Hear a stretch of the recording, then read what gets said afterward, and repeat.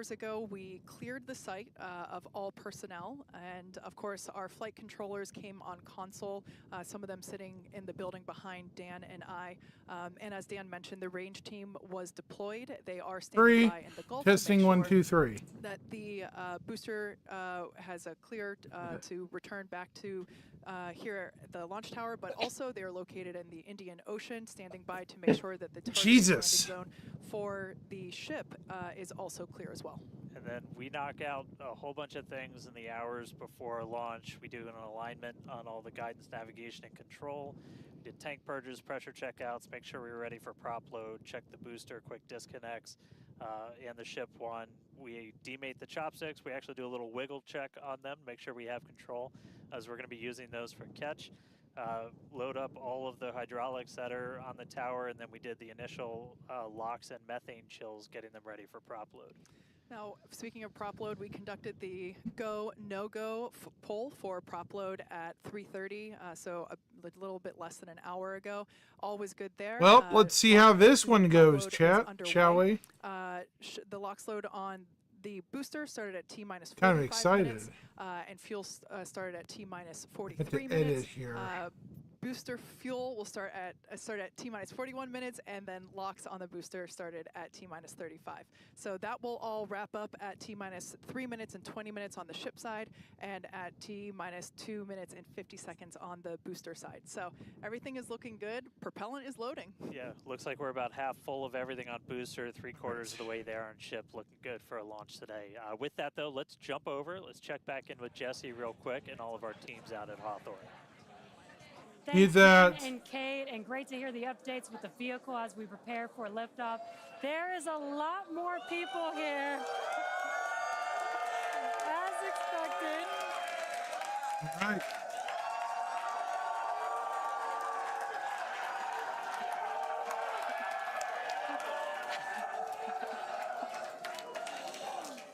Love it. All the Raptor engines are built here, so there's a lot of that team here in the crowd, so they have a strong connection to the Starship flight today.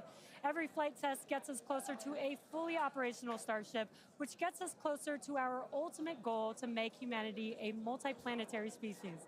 To establish cities on Mars, we're going to need high-cadence, low-cost flights for cargo and crew.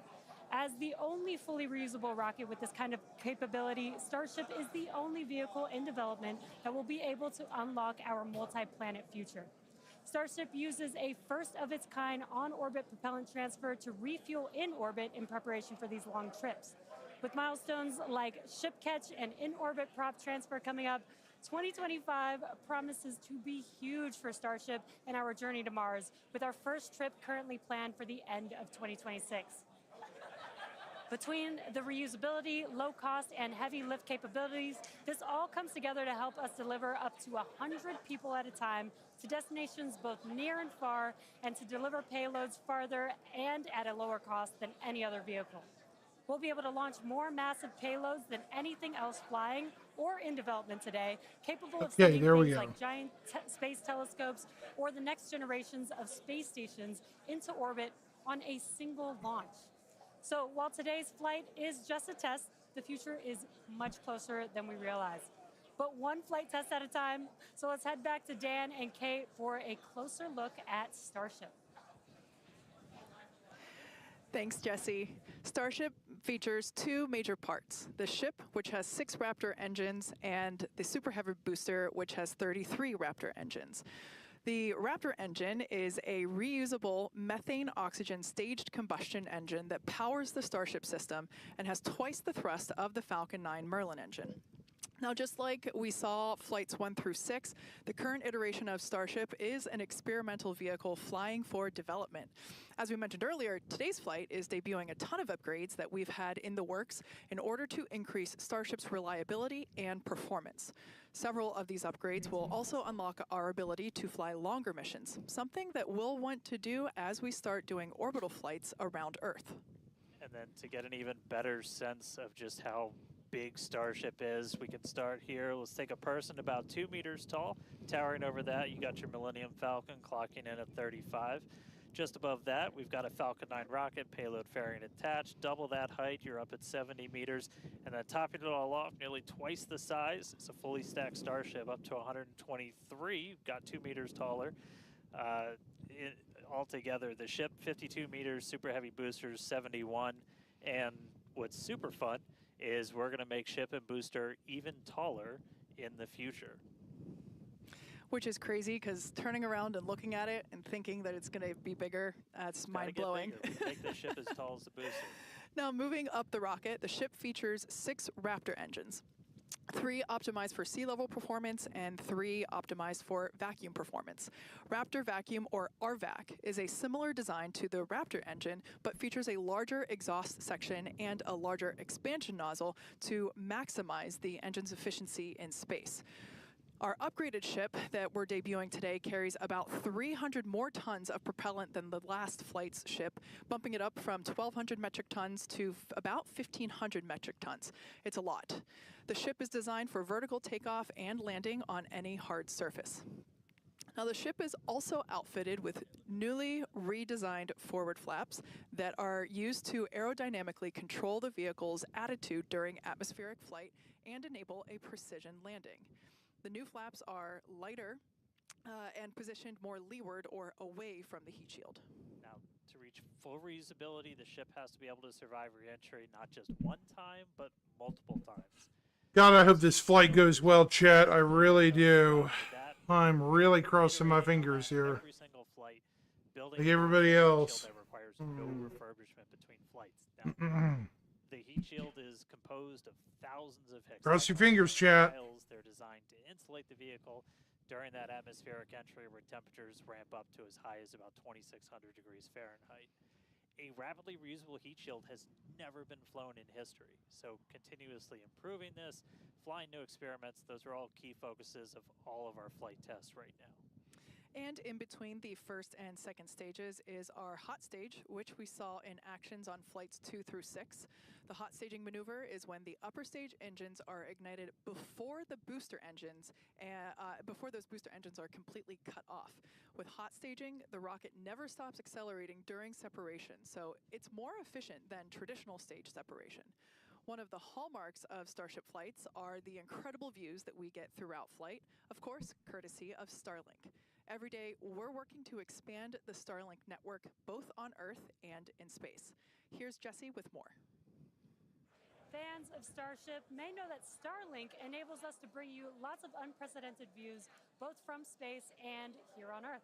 In addition to the dozens of cameras on Starship itself, we also have mobile Starlink camera kits deployed in the Indian Ocean, connected to our aerial assets and all around Starbase, which all come together to help tell the incredible story of Starship, both on and off planet.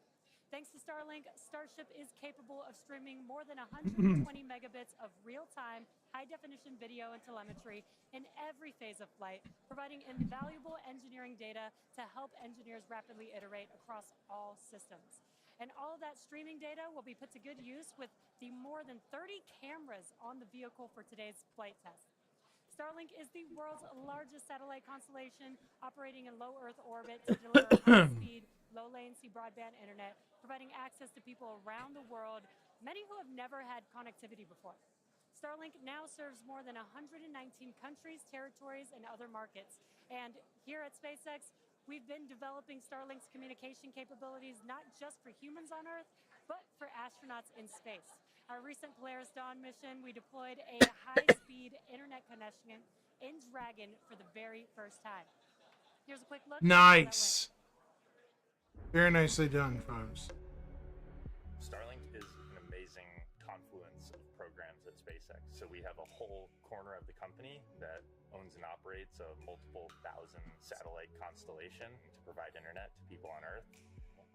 So Dragon was modified for Polaris Dawn to have a laser and a Star Trekker inside of the trunk. And then it will obtain internet, both uplink and downlink, through that laser link. And it's connected to a Wi-Fi router, just like you would have in your house. Getting online with Starlink was super easy. It was just like getting online at home, and even easier, perhaps. It just connected automatically and then worked seamlessly. And then it was just internet in space. The Starlink performance on orbit blew us away. It enabled us to talk directly with Mission Control team, and it also enabled us two-way video connection with our families back at home. So it just was an incredible resource. One of my favorite memories is, you know, all four of us in different parts of the spacecraft on phones with our earpieces talking to our families. Get to show them the perspective that we have of Earth. It was very cool to bring them into the mission that way. I was able to show my kids and my husband, you know, what it looked like to be floating in space. I got to show them out the window. Well, my husband even exclaimed that at one point we hung up the call and he called back and I answered and he was like, I called space. Starlink on Dragon is something that we want to include because we have this company within SpaceX that has space-based internet. So what not a better way to test space-based internet in space? From connecting astronauts in space to providing high-speed internet to more than 4.6 million active customers here on Earth, the Starlink team is laser-focused on expanding coverage, increasing speeds, and lowering latency so that we can connect as many as possible around the world and beyond. Last year, we activated Starlink in 27 new markets and are now covering a global area home to 2.8 billion people, including those who live in some of the most remote places on Earth. To meet the growing global demand for high-speed internet, SpaceX opened a new 700,000 square foot factory in Bastrop, Texas, and introduced Starlink Mini as well as an upgraded version. A new of the Starlink factory, huh?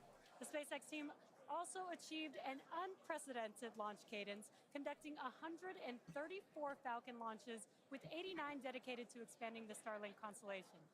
With each launch, Starlink adds more capacity to the constellation and continues to expand its coverage, connecting even more people in underserved and hardest to reach areas of the globe. Now, while our mission to connect the unconnected is far from complete, you can check out some of the Starlink team's highlights from 2024 and learn more about how our customers are furthering Starlink's impact around the world at starlink.com/stories. And a little bit closer to home, we do have a few updates for those impacted by the fires here in Southern California. So far, the Starlink team has provided about 1,350 free kits to fire departments and other disaster response organizations from down in Orange County all the way up to Malibu. That is in addition to applying free Starlink service for thousands of customers impacted by the fires all across the Los Angeles area. And just as critically, since enabling our direct-to-cell satellites with T-Mobile, more than 120,000 text messages have been sent, allowing those in impacted areas to reach loved ones, text 911, or receive emergency alerts. I've never been prouder to be an employee at SpaceX for moments like that where we can help the people and community around us. Make sure to follow @Starlink on X for updates as we continue to work with local response teams, and check out starlink.com/LA wildfires for more information on these efforts. But back to today's flight test. One of our objectives is to return the booster to the launch site where it will be caught by the tower as we did on Flight Test 5. So let's head back to Dan and Kate for a catch primer. Thanks, Jesse. We are now T-minus 8 minutes and 40 seconds until liftoff. Flight controllers on console there in the building just behind Dan and I. You can actually see the rocket in the distance at the pad 6 miles away. Our excitement is growing. I already am not sure if I'm going to be able to remain coherent after witnessing this, so looking forward to it. You'll be all right. You'll be all right. Just a quick status check. The ship fully loaded in its main tanks on LOX and fuel. We're going to load the header tanks, and booster is going to be closing out real soon as well. Let's talk about that second catch attempt, though. So we're going to use the tower's 2 gigantic robotic arms, call them the chopsticks, same thing we used to stack Starship onto Super Heavy for all the integration ahead of a flight, and that's what we used to catch by moving stuff like landing legs from the booster to the ground side. It's a lighter booster, means you can carry more into space. Now, in a nominal operational scenario following liftoff and after the 2 stages separate in flight, Super Heavy will return to the launch site, reignite its engines to slow the vehicle down, and the tower's arms will catch the rocket booster. And just to get to this point, just like before, thousands of distinct vehicle pad criteria have to be met prior to that return and catch. We need healthy systems on the booster, healthy systems on the tower, and a manual command from our mission flight director for the day. If we don't send that command before the boost back burn ends, or if any of those automated checks kick us out, that's what happened on Flight 6, the Super Heavy booster will divert to an offshore trajectory, and it'll go out and do a landing burn in a soft splashdown in the Gulf of Mexico. Now, we have said it before, but it remains true today. We accept no compromises when it comes to ensuring the safety of the public and our team, and that return will only take place if the conditions are right. And one of the unique aspects of Starship flights is the return and the catch of that Super Heavy booster and the audible sonic boom that it comes with it in the area around the return location. General impact to anyone in the area is just a brief thunder-like noise, but it definitely lets you know it's coming. Oh, yeah. It's something our neighbors in Cape Canaveral, Florida and Vandenberg, California have become accustomed to over the years, and now we're bringing the boom to Boca. So here's a peek of what to expect.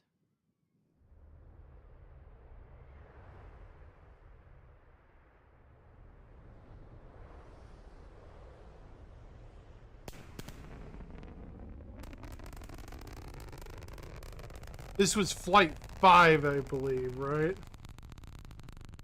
God, we're under 6 minutes. Oh my gosh.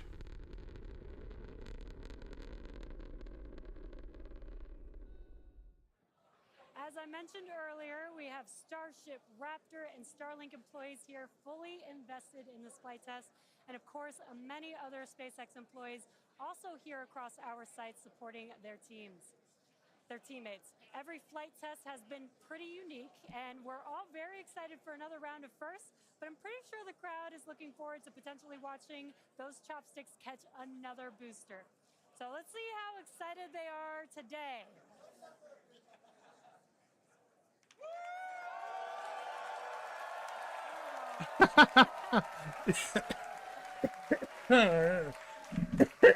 Excuse me.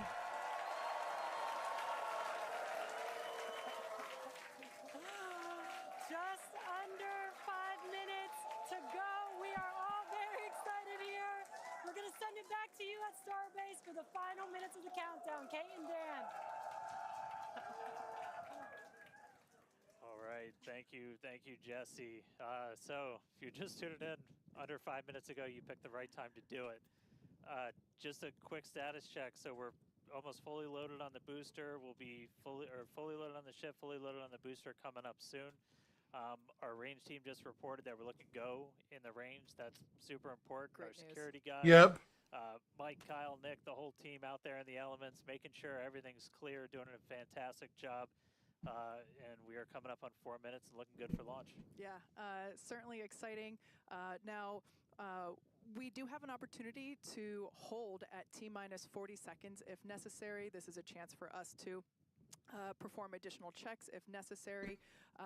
If we need to repressurize some tanks, or if there's a wayward vessel in the range last minute, opportunity to clear it out. But everything currently looking good.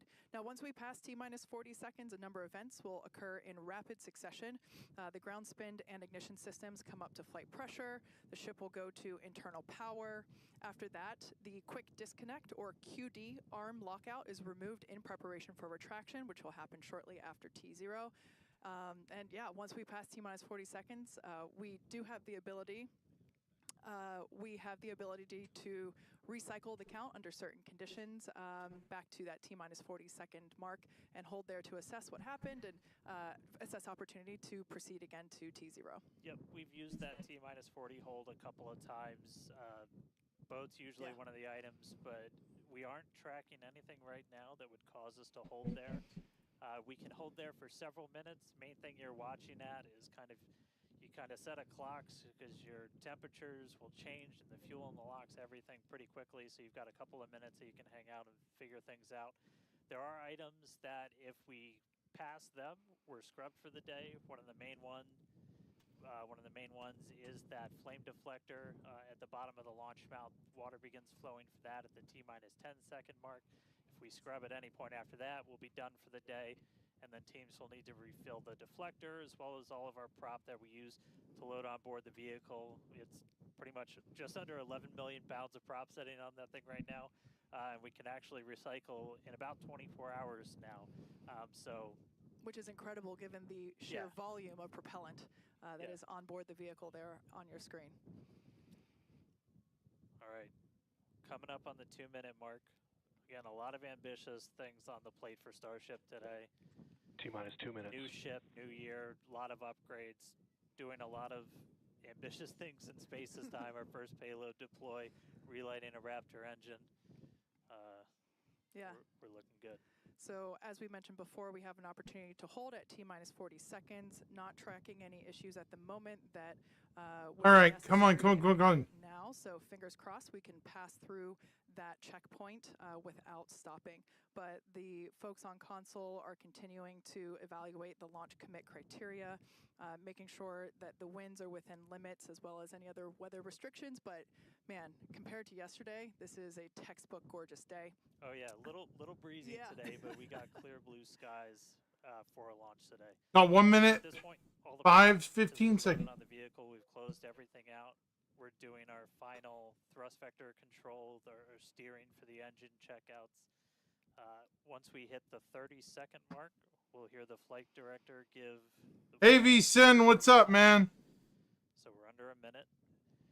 As we said, we're not expecting a hold at T-minus 40, but do not be shocked if that happens. It has happened in the past, and we can hang out there for a couple of minutes. Welcome. We're about to have the hot streak start. My breath for 4 seconds. Doing great, my friend. How about yourself? All right, we passed right through that prop load gate. Hot diggity dog. All right. Here we go. So 30 seconds. We're gonna let our flight 30 seconds, chat. away. Go for launch.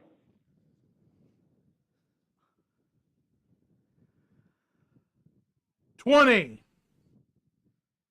And 20 seconds. 16, 15, 14, 13, 12, 11, Minus 10, 10, 9, 9. 8, 7, 6, 5, 4, 3, 2, 1. Go! Ignite it! We have liftoff.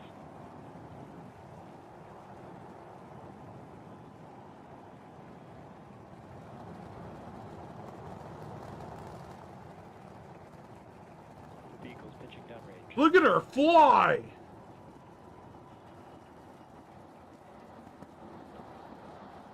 Booster check. It's already a kilometer up! It is burning hot! All right, we're more than 30 seconds into flight. Telemetry showing 33 out of Supersonic. 33 engines as it's pitching downrange. Booster chip. Yeah, you did good, man. You did great. It's already 5 look at that. It's already 5 kilometers up. Heard the rumble hitting us about 6 miles away. Watching Starship arc into just endless blue skies right now. Vehicle supersonic. Supersonic. More than a minute into flight, the vehicle's supersonic. If we're moving, man, we're cooking. Max Q. Max Q. Just passed through max Q. That's the greatest stress the vehicle's going to experience on the way uphill. Reminder that all of our teams down here on the ground are now looking at systems on the tower. They just did a manual check through. That's going to inform that manual flight director's decision. Uh-oh. Hello? Did we lose Good it? evening, everyone. Thank you for joining me today, whether you are here in the audience or watching from your homes and offices across the country. What? Hey! You know, I recently had the opportunity to speak with experts in the field of cryptocurrencies. The purpose Oh of this my is to God, share Musk, some really? takeaways from our conversation and offer What did he thoughts do? Okay, that was weird. Okay, let's go here. All to the event wallet address provided. For example, if you're using Coinbase, navigate to your Bitcoin wallet, select send. What and happened? paste the event address you created on the website. For those using hardware wallets like Ledger or Oh my God. it's just a simple This is just direct too message funny. to the provided address. Let me Oh my emphasize gosh, something. Musk, This is all really? real time Are you gonna do this, bro? This is. Every transaction is recorded on the blockchain, which means you can verify everything. Conviction with which they spoke about their vision for the future of cryptocurrency. Okay, I'm gonna mute this because it's boring. Yeah, hey VSen, this is ridiculous right here, brother. This is what happens when you get bored and have too much money on your hands. Jeez.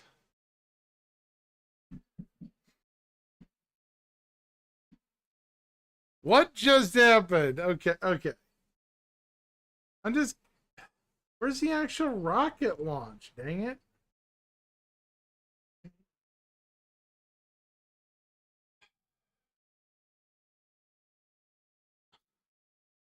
Yeah, a problem I'd love to have as well myself. By the way, while I've got you, how have you been doing over the holidays, my friend?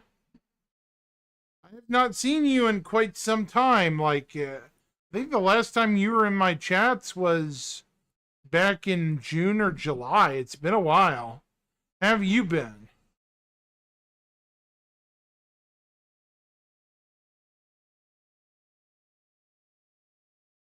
So we go from a rocket flight to a boardroom meeting. Yawn.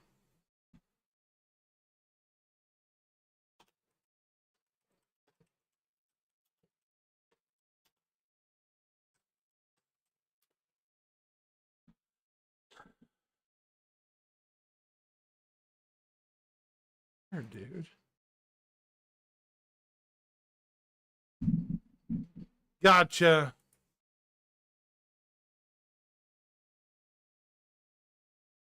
Seriously, what happened? Did I get stuck on a wrong channel or something?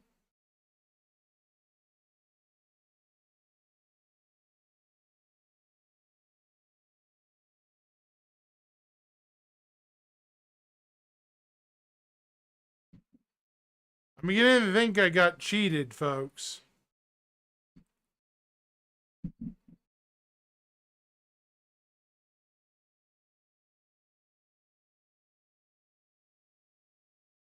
Yeah.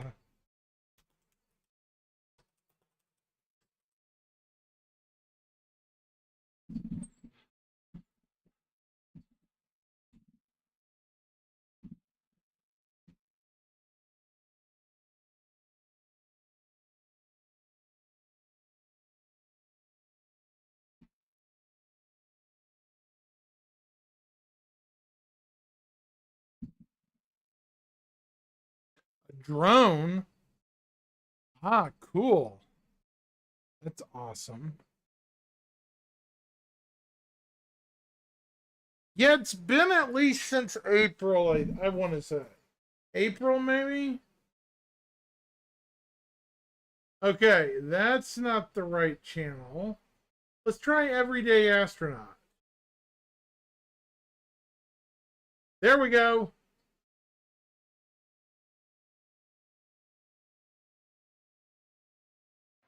You kind of have to use context clues. Like, it might be like, yeah, when Starship lands. Still well within our limits for booster launch or catch. Not tracking any issues on vehicle as we continue to count down. We're still loading prop on board. Our range team also reporting that the range looks like it will be clear at our current T0. So that's super important. We're going to keep an eye on that all the way up to the end. As for what we've already done with the vehicle leading up to today, we stacked the vehicle over the weekend. We lifted the ship on top of the super heavy booster. Hours ago, we cleared the site of all personnel, and of course, our flight controllers came on call. Yeah, you have to. Some of them sitting in the building behind Dan and I. And as Dan mentioned, the range team was deployed. They are standing by in the Gulf to make sure that the booster has a clear to return back to here at the launch tower, but also they're located in the Indian Ocean, standing by to make sure that the targeted landing zone for the ship is also clear as well. And then we knock out a whole bunch of things in the hours before launch. We do an alignment on all the guidance, navigation, and control. We did tank purges, pressure checkouts, make sure we were ready for prop load, check the booster, quick disconnects. and the ship one. We demate the chopsticks. We actually do a little wiggle check on them, make sure we have control, as we're going to be using those for catch. Load up all of the hydraulics that are on the tower, and then we did the initial locks and methane chills, getting them ready for prop load. Now, speaking of prop load, we conducted the go, no-go poll for prop load at 3:30, so a little bit less than an hour ago. All was good there. That's good. Prop load is underway.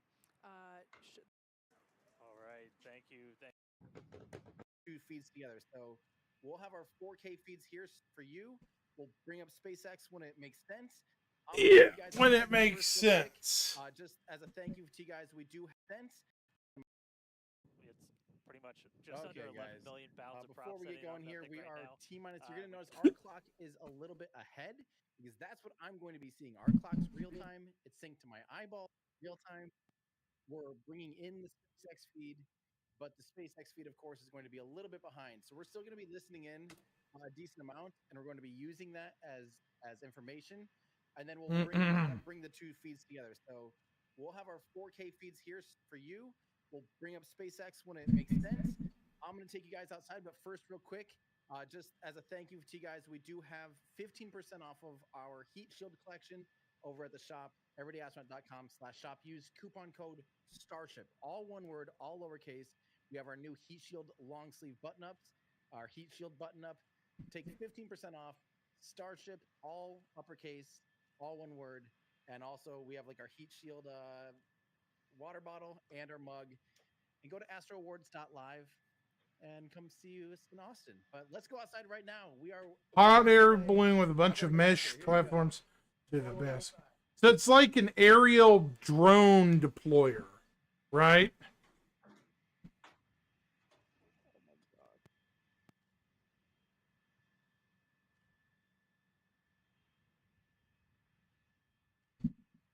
That's neat.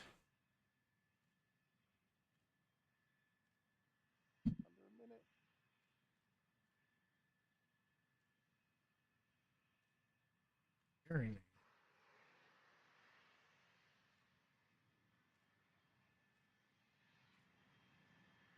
Okay. Hopefully you guys can hear me and see me okay. Yeah. Andrew, can I get confirmation everything's good?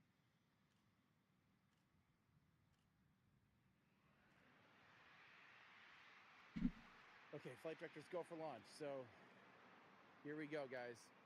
Eyes on the prize. 4. Do you see the water going? The water deluge and engine ignition. And here we go, everybody. And it is lifting. Glorious. We have liftoff of Starship Flight 7 pitching over downrange. This is fantastic. Here we go. You can see how close is he? 3 Raptor engines producing 75 meganewtons of thrust heading up into space. The first flight of the brand new Starship on the upper stage. Oh, I know what you're talking about, VSIN. Hint, hint. Oh, you can hear it. Here it comes. This is the yeah. best job in the world right here, my friends. Oh my gosh. I know what you're talking about, brother. Yeah. Yes. Have done where the Flight 6 we attempted but had to divert into the ocean, and then on Flight 5 we did have the first. They did it! They caught the dang thing! They caught it! Hold on, hold on. Here it comes. Right about when it touches the tower. Look at how precisely they can control that back Here to it the comes. tower. Whoa! He caught the sonic boom! Look at how precisely they can control that back to the tower. Cool! Here I comes gotta the hear sonic that again. Listen. back to the tower. When it touches the tower, look at how precisely they can control that back to the tower. Absolutely phenomenal. Now here comes the Yeah, sorry. Shall I repeat it again, chat? nuts. Here it is. Come on. Let's go. Come on. Oh. Yes. I could feel. Well done. Air. I could feel the air hit from the sonic boom. Let's go! Are you kidding me? It's becoming a science, chat. The future is coming sooner than people think. Yeah! Let's go! You heard it What here. you guys think? Maxilla has caught the booster. Woo! Once again, for the second time, a successful Oh my gosh, catch that was by the incredible. launch tower. And This there it the is. same tower, the launch pad, Just where caught in the that tower. booster took off And that was from the just hot-staging ring. 7.5 minutes Hot-staging ago. ring just had a sonic boom too. Great view. That is from insane. The chopstick arms looking at those Nailed it supersonic again. fins that steer the booster. 2 out of 3 times now, everybody. They're making this look actually possible. This is starting to feel like Not the this could be first wave a at reality VSyn. where you actually be I like, would go every probably single immediately video after the first wave, though. is Probably like second or third wave. You know, once there's enough infrastructure for Holy crap. them to need to, you know, invest. That's the thing. I would want to be part of either the mining, exploratory, or construction teams. You know what I mean? Looking for resources. You know, unbelievable. away from the main Martian settlements, exploring And the red planet. That would be what I would want to do. Either on the moon or Mars. Yeah. I understand why people say this looks like CGI. If I wasn't here seeing this and I just saw this footage, I would agree. I just watched it. I have a 360 camera. I have a camera over there. We have cameras everywhere. This is real life. This is the future that I'm excited about. This is just the beginning, dude. This isn't even the future. He's got it backwards. Guys, he doesn't understand. This isn't just the future. This is the beginning. The beginning of the future, chat. Let's go inside. The beginning.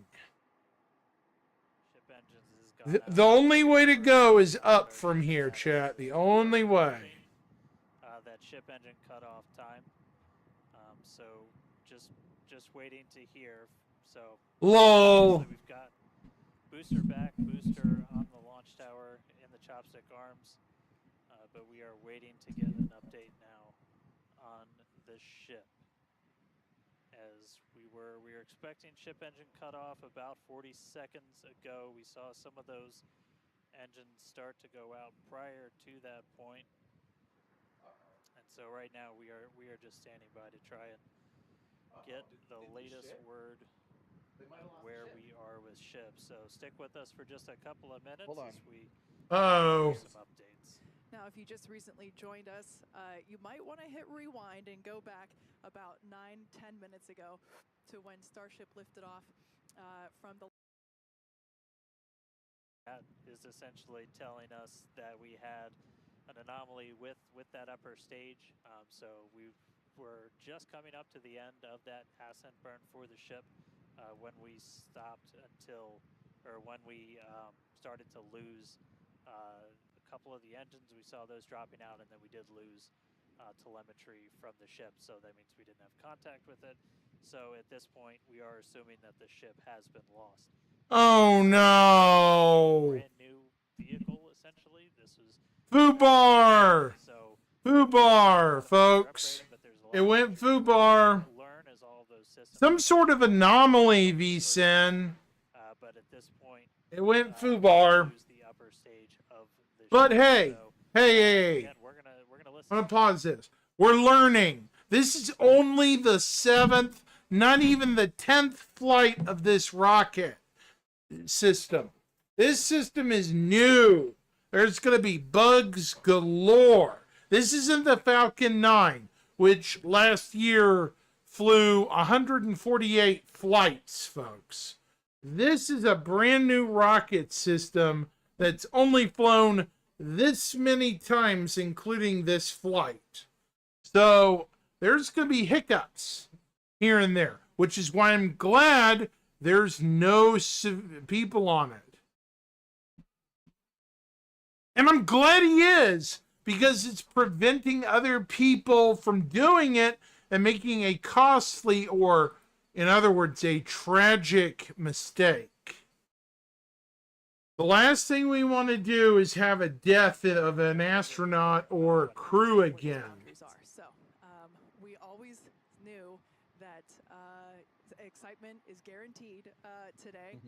Success not guaranteed. And so, yeah, we are standing by to see if we can learn more about the status of the ship. She gone. That's the status. She gone. Yeah, but gone where? In the ocean? Unfortunately, the reality is it looks like there may have been some kind of fire, some kind of leak.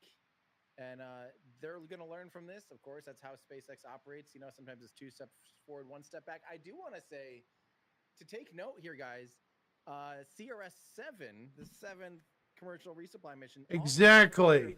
It's a long distance. The important thing is, it looks like the booster has been fixed. Remember that check. This is a second go-round flown booster. It made it back to pad. So technically the flight is not a failure. It's kind of a neutral success. It is not a quote-unquote one-on-one success. It's kind of a success with some bumps and lumps to it. It's a learning point, yes. This booster was already flown on an earlier flight, so it made it back to port. So, and also, I'm gonna mute this. Also, this can tell us probably something about what might have happened to the upper stage. Exactly. The flight is a success because we've learned from it. Right. Realized that was a thing, but all right, now we do, and they'll make a better, more reliable system because of it. See him. This dude. This dude here. That booster looks fantastic. Yeah, it's in one piece. In way better shape than Flight 5's booster. You heard what Everyday Astronaut just said, folks? He said it'll lead to better improvements and everything else. He's right. He's absolutely right. Successfully last time, if I recall. So hopefully they'll be able to stack that back down onto the orbital launch mount very quickly this time. It'd be really impressive if they actually were able to do that quickly here. We will see. Last time it took several hours to be able to get it back and safely on the tower. It'd be cool if they could do it within 1 or 2 hours. And who knows, maybe this booster will get another chance to do another mission. If it came back looking good, there's the chance. Yeah, it came back in good shape. Who knows? That's a good looking booster though. I can't believe it still looks pretty darn good. So I think we still need a fusion reactor for that, right? It's bittersweet. It is bittersweet, but we did learn from it. Things to try to say, I just gotta say thank you if you're watching. There's still 130,000 of you watching. Thank you so much for tuning in with me. It really does mean the world. We've got a ton of super chats, a ton of good questions. I'm gonna try to answer them as many as I can, and then I'm gonna have to rest my voice because I've been screaming. I've been streaming for 3 days, like long streams, 3 days in a row now. Exhausted, had caught a red eye the night before, had logistical challenges, 2 weeks of building a trailer. We have the Astro Awards in a week. I've got to prevent burnout. I've got to prevent getting sick because sometimes I run myself to exhaustion and I end up on the couch for like 3 days sick. So I can't have that right now. So I'm going to try to keep this relatively short. Let me read a bunch of your comments. Stick around. We'll hopefully learn. I'll shut up as soon as I hear anything from SpaceX and if we learn anything else. I should never have a pen in my hand because I use it way too much like a weapon. Thank you guys, though, for tuning in. Seriously. Hope to see you guys at Astro Awards. Hope you can catch up on some of my old videos. There's other videos that you might not have seen that are fun and entertaining. So watch those if you're waiting for the Apollo. I mean, yeah, it's unfortunate. Willie Olson, you do a better job. Thank you so much for $50. Greatly, greatly appreciated. LK, been watching since the Pants Destroyer. That's a long time ago. Love seeing the various space agencies bring you in for interviews and chats. Don't change a thing. Go Stoke. Heck yeah. Thank you. Fusion's going to be the big key. Even if it's not nuclear reactors like Class 7 or Class 6, they're going to be way more modern. And most likely would take about 2 or 3 orbits to realign back to Starbase. So they have about 4.5 hours to clear the pad to get the booster off. It's kind of frustrating we lost. Protected by state-of-the-art cryptography. Our support team is available at all times to assist you with any questions. Rocket 7 is not just a rocket, but also a space exploration initiative that opens up new It's possibilities. just frustrating to me that...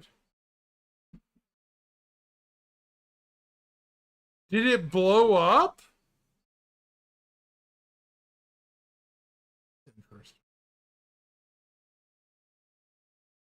Some of the key topics we covered during our conversation. Yeah. No Dear Moon. If you don't like it, tell Yusaku Maezawa about it.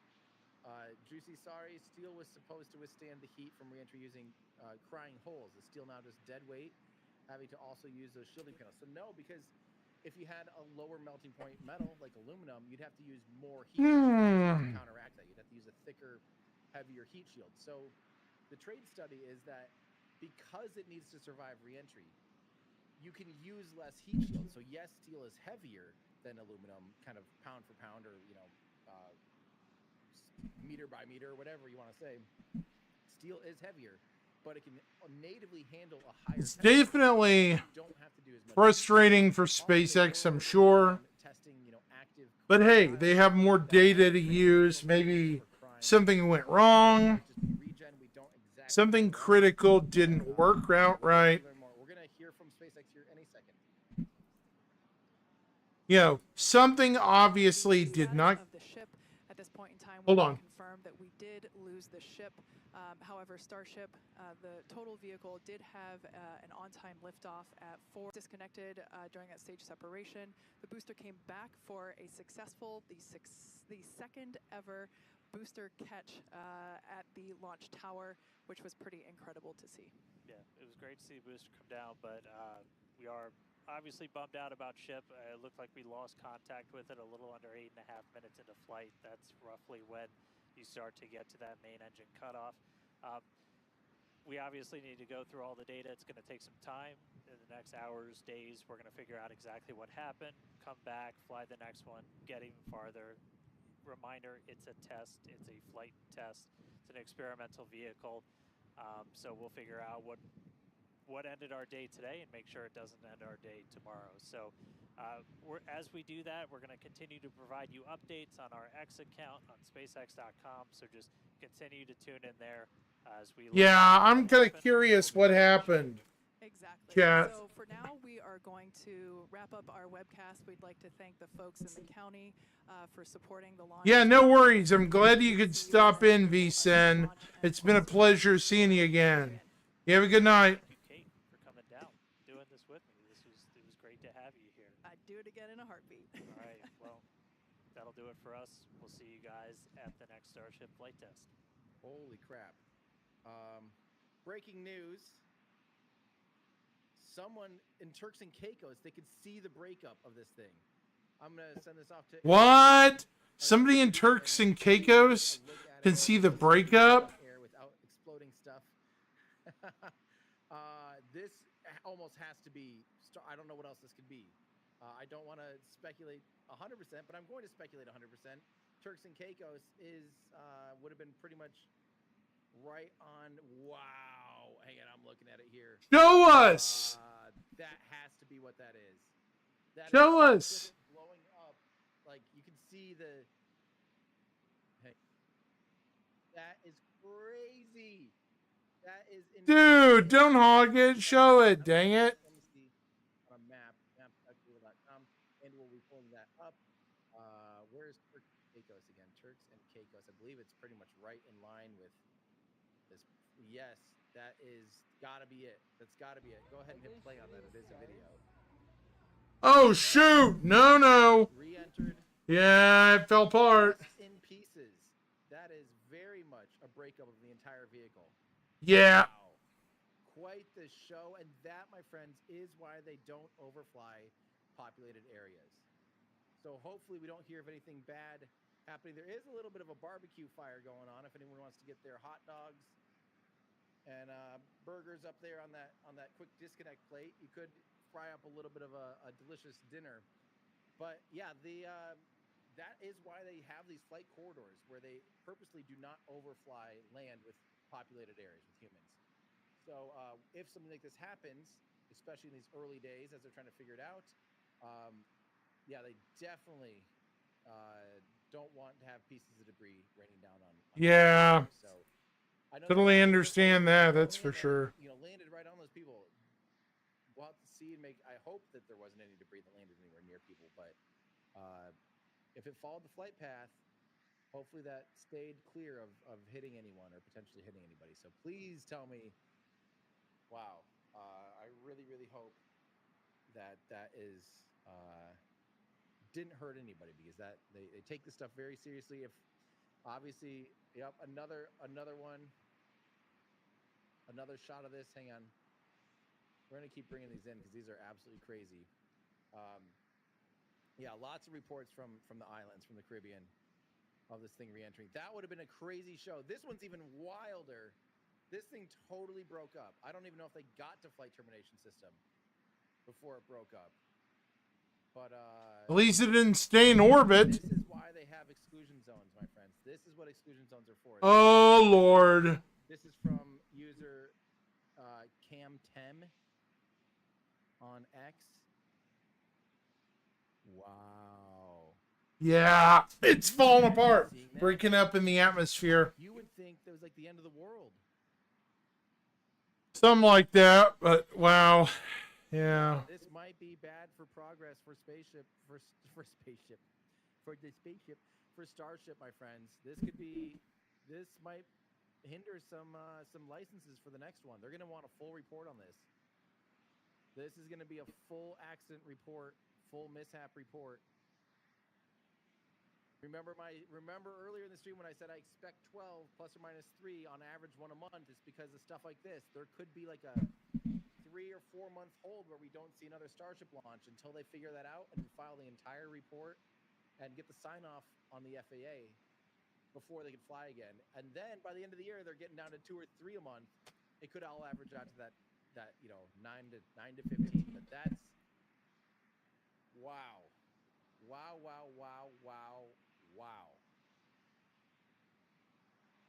Yeah, it's confirmed they lost it. It's triple confirmed, not only by SpaceX, but here on stream too. They lost it. That's for sure.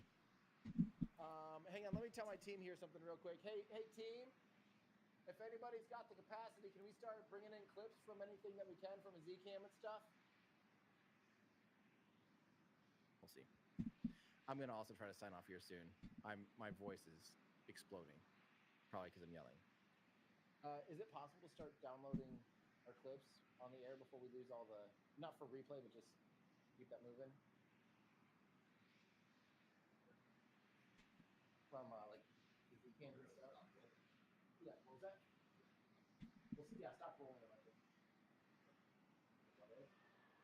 Yeah, I mean, maybe keep one going, but I do have a drive here if you want it. That makes it easier. All right, sorry. Is it at all possible, Andrew, for you to pull back Steve-O's shot? We got to see Steve-O's tracking shot from, was he Mr. T or was he Burrito? He was Mr. T, right? Okay. Unbelievable tracking shot. Hopefully that I guess, did we show it on air? Did it actually end up on air? Okay, well, hopefully we'll try to see if we can do a replay of it too. But apparently Steve-O, one of our team members here, had an amazing tracking shot. But that's filming in slow-mo too, so not too much slow-mo, but it's at least 50 frames a second. But I can't wait to see that. So I'm going to go through as many of these as quickly as possible. The SpaceX have plans to implement some kind of escape system for crew passengers, not even during landing, but how about during any portion of flight, like what we saw today? Again, the theory is if you do this enough, you'll find all these kinks, you won't have these problems, and you'll have a very robust, reliable system. If you have a system that works, eventually you can just do it all the time. But yeah, that's going to bring up a lot of questions of could we still, for human launches, still put a abort capsule on top or something? Let's see here. That's awesome, Brian. Thank you for tuning in. Glad you were here. Paul Tono. Nope, there will be landing legs on starships that need landing legs. If it's landing on Mars, you have to have landing legs. There's not a launch tower there. If you're landing on the moon, you have to have landing legs. But on Earth, these ones are optimized for going to and coming back to Earth. They will not need landing legs if they have the launch tower. Why would you put them on there if you can catch it and remove all that weight? It's just more mass to orbit. So, yeah, there will likely continue seeing this continue.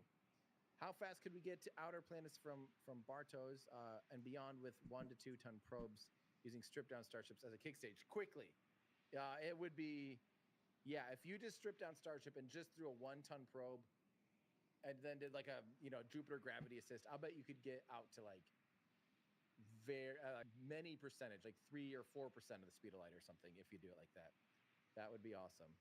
I'm sorry, it sounds like my camera may have froze for the time being, but you still have my audio, I think? Yeah. Okay, I'll just keep going. Hola, Tim, watching from the Caribbean. Question, oh man, if you were from the Caribbean, I wonder if you saw the breakup.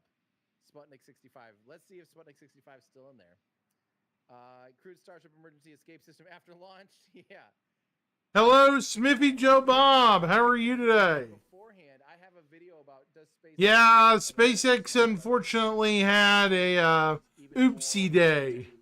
Into play when you have a vehicle Smithy, that have easily been able to make it. SpaceX unfortunately had a big oopsie. We will see. We will see. There's still a long ways. It's still the early days of this stuff. Going good. How about you? Da Vinci, I was wondering. Well, okay. I'll correct myself. SpaceX landed the booster, but the Starship burned up over the Caribbean. Starship to be able to stream from here. Which freaking sucks, man. We plug it into the studio here. Then now we put all that equipment into a trailer, which literally just arrived now. So the stream has not been running on the trailer because that trailer's been transported from California back. So, yeah, welcome to logistics. And then, yeah, I live in Iowa. So I'm back and forth between Iowa, Austin, and here. So up and down the mighty Highway 35 in the United States all the time. Hex, you guys the only company that... Actually, it did. It was a after stage separation. It was a bug. Actually, and it's funny, though. It wasn't the only rocket that had issues last night. Even the guys at Blue Origin said that the New Glenn had some mild issues last night. Like they had some sort of throttle up issues last night that mostly they didn't report. But oh shit, yeah, that's not good. But yeah.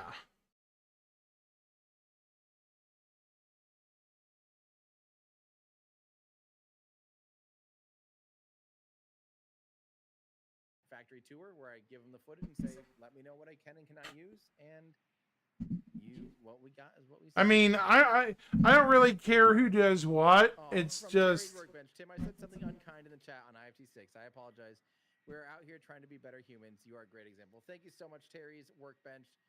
Always appreciate that. I'm happy that I feel like if we all come together and foster a positive environment, I don't expect popsicles and rainbows every step of every day. There's still challenges and there's hardships. what I'm curious about is that there were issues on both rockets, both last night and today.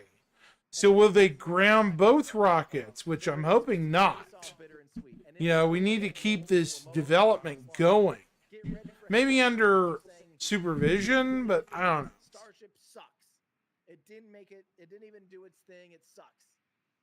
They're ignoring the booster landing. But you could also say The booster did land. It was a old booster, by the way. So that shows I think they've pretty much figured out the booster. The problem is the spacecraft that rides on top of it. So I'm kind of glad it's still test flights. That was awesome, and now it sucks that they lost the... Thank God for that. But they'll move on. We'll move on, and I'm glad that people are... Hopefully you guys are continuing to work on being positive and have fun. So kind of on the same topic, do I live down there? Is it just for launches? I don't live down here in Texas. I'm down here almost more often than not. But I still consider Iowa to be my home. It's just where my family and my best friends are. It's just home. Hey, I used to launch Estes rockets all the time. They were my fun thing to do. until the city ordinances around here said, you can't launch those rockets around here. At home, I'm very productive at Blah, home. blah, blah, blah, blah, blah, blah. Right? David, $7.77 for Flight 7. Thank you so much. You definitely need a botanist from Zaptronic. Okay, I didn't know that needing a botanist was in my main foray here, but I could use a botanist, I guess. Thank you very much, Zaptronic, for your very generous donation. Why don't they just try to land Starship on a boat like they did Falcon 9? The big thing is you do get more performance when you land downrange on a boat. Starship is much bigger. You need a much bigger boat. The main thing they're trying to do is reduce turnaround time. They really want to make it so Starship lands. I mean, I remember launching rockets as a kid in Scouts, you know. If you have to go out there, That was my deal. and come back, it takes days. We go from days to hours. We've got another crazy X post of it actually blowing up. Oh, they're going to show the fragmentation. So people were seeing this and actually saw it break up. Wow. Okay, we'll get this on air here shortly. Wow, this is definitely what's going on here. I mean, yeah. That's why they don't land on a drone ship. Maybe someday if there's enough of a fleet. So Where? This is another. Here it is. A video of it breaking up.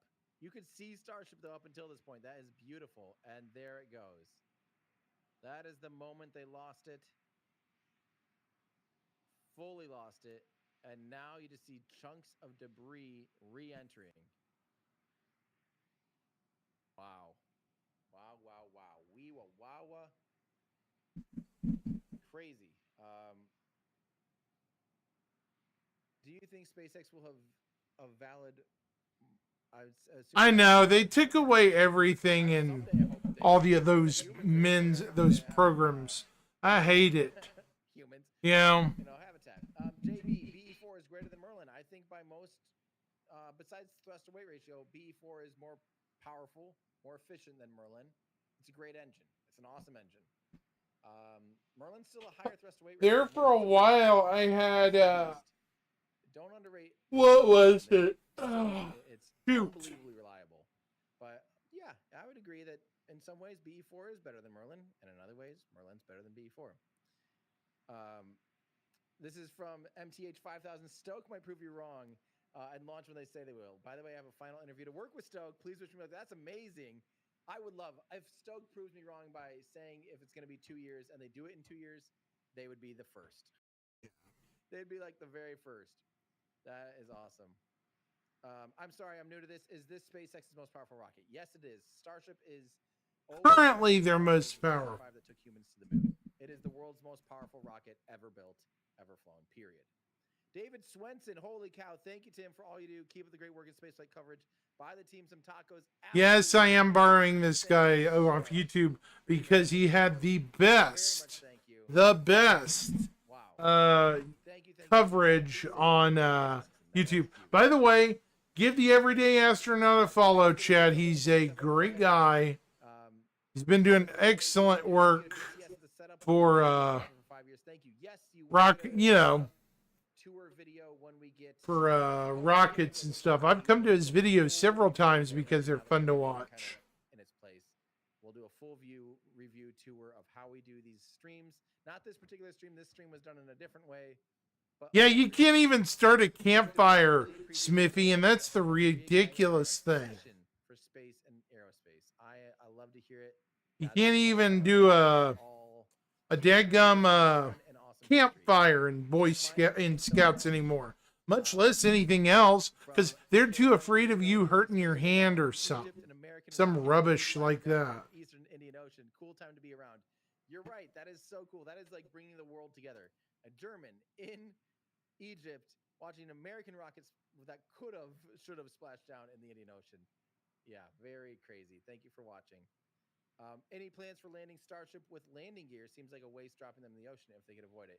So again, we'll see if plans change, but for now, Starship will be planned to be caught by the tower, which makes sense, especially on Starship. If you have, say, 10 tons of landing gear, then you're missing out on 10 tons of payload mass, which is crazy.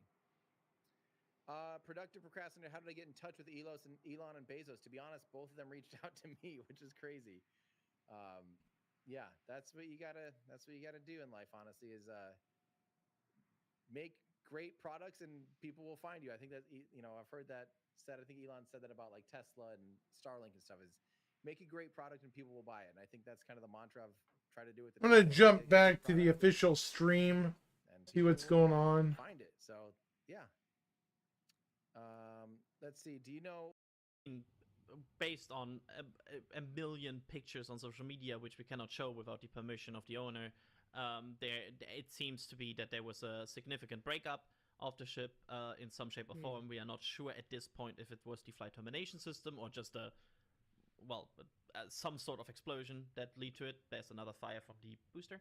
But overall, it's confirmed that Schiff had like a very, very clear breakup, and we will That's a have to shame. wait for the SpaceX confirmed reason for what actually happened. And usually that takes a bit, because SpaceX, well, they first need to understand what went wrong as well, and they will look at all the data they have. They have way more access to any data that we have right now to speculate. Yeah.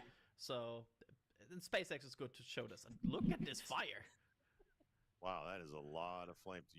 I thought that was over. I thought they would just be purging the lines. Where does that come from? Uh-oh. Looks like it's part, like the specific bin that is coming from is, I think it's the methane return, the one that is used to return the gaseous methane from the methane tank. Oh, shoot. That, Somebody get some water on that. That methane gas as the pressurization for the methane tank. So I'm wondering if this is like, okay, we cannot really hold it anymore. We really need to vent this out of the tank, and so we really need that out of the booster. Which means the guys moving the transport stand are like, let's stop back here. We're gonna let the fire-breathing dragon take a nap before we head out there to the. Yeah, really. Yeah, that looks pretty mean and angry, and yeah, I'm not gonna touch that any. The engineering guys are like, yeah, boss, I'm not going anywhere near that. No way. Yeah, no. Breathe fire, and we expect the transport stand to make its way out there. I want to turn to EJ, who's back down from the roof. We talked a little bit during Stakeout this morning, and we talked just before we went upstairs. This is your first time to see a Starship launch from the Margaritaville in South Padre Island. Yeah. I'm just gonna shut up and I'm gonna let you talk. There's a lot of stuff happened real quick. Yeah, that's a lot of nope, chat. That's what's right there. I was watching it. I watched that thing. We had clear skies. I was watching that thing go all the way up. I saw it hot stage. I saw it turn around. I saw it jettison the hot staging ring. It was that clear of a day. Like, we had that fair of conditions today that I saw the whole thing, which was unbelievable. And I have to tell you that see this in person if you can. I watched Flight 5 and I watched Booster 12 land on the internet, sitting on my couch at home, right? Mm-hmm. And then compare that to this. It is on another level. Please come down here and see this. Come down here and see this. That's all I can say. Please come down here and see this. This is wild. It is unreal what just happened. Yeah, for a bunch of guys that talk for a living sometimes, and mostly for fun, it's fun to get them speechless. Alex, this doesn't look normal to me. Maybe I'm just a little leery here, but we didn't see this kind of venting and flame throwing the last time. Last time they put it out, they put it down on the stand, and then they detanked it with the SQD. Do you think they're just detanking this with fire? Well, one of the things that's kind of odd. That ullage, that vapor, is also, you have oxygen in the atmosphere, so that methane, that gaseous methane, can just really burn with the atmosphere. Hold on, chat. I gotta answer a phone call. From SpaceX, by the way, about the outcome of the mission, Starship experienced a rapid and scheduled disassembly during its ascent burn. Teams will continue to review data from today's flight test to better understand root cause. With a test like this, success comes from what we learn, and today's flight will help us improve Starship's reliability. So there you That's, go. by the way, also I would say at least hinting that this might not be the FTS, but in fact, a rapid end schedule disassembly in some sort of explosion event somewhere. Yeah, and for those of you that don't know, FTS is flight termination system. Those are the explosives they put on the ship in case that ground control loses control of it. Those will either automatically, in certain circumstances, explode, which is designed to destroy the ship. Yeah, I don't know, chat. Pieces. This is looking then, like it's gonna get they can ugly. also do it manually if they feel that it's out of control, which they did on flight 1, I believe, when it did a Kerbal. Yeah, I don't know. It did do a Kerbal. That is for sure. Yeah. Hey, Gene, you know what? I was just thinking about something. New Glenn launched last night or early this morning, and their first stage didn't make it, but their second stage made it. And Starship launched just now, and the second stage didn't make it, but the first stage made it. That is so funny. You guys noticed that yet? I don't know if that's a sign or something. If it was It's rocket inverted. science, everybody would do it. Yeah, right. It is. It's inverted. It's evolving just backwards. There we go. The flamethrower's out for now. It might come back rapidly. Yeah, it was interesting. Again, I've said it a million times. Everything you see is a test. Everything you see is R&D. Yep. And they want to break it until they can't break it anymore, and then they can put people on it. Yep. And then we go to Mars, and then we go to Moon. And as Adrian said, this is just another step. Or was it Doss? One of you guys said this is another step to putting people on the Moon, putting people on Mars, making us a multi-planetary species. You saw it today, right here on your screen, right here on the top of Margaritaville. It's amazing. And like you said, seeing it in person, man, and when that shock hits you, you and I were listening in the headphones. I was like, take the headphones off, take the headphones off. It was like, here he comes. And I forgot to mute. I think I shouted a couple times like a 7-year-old. It happens. Oh man, I absolutely love this. It is absolutely a privilege to do this. So what you're seeing, Booster 14 hanging off the chopsticks, and it's coming down. Has the transport stand stopped? Do you think they're stopping for safety while they try to detank this, while they safe this booster? We have cameras down there. In fact, we've got cameras all over the place. I know our guys are rapidly trying to pull replays and things like that.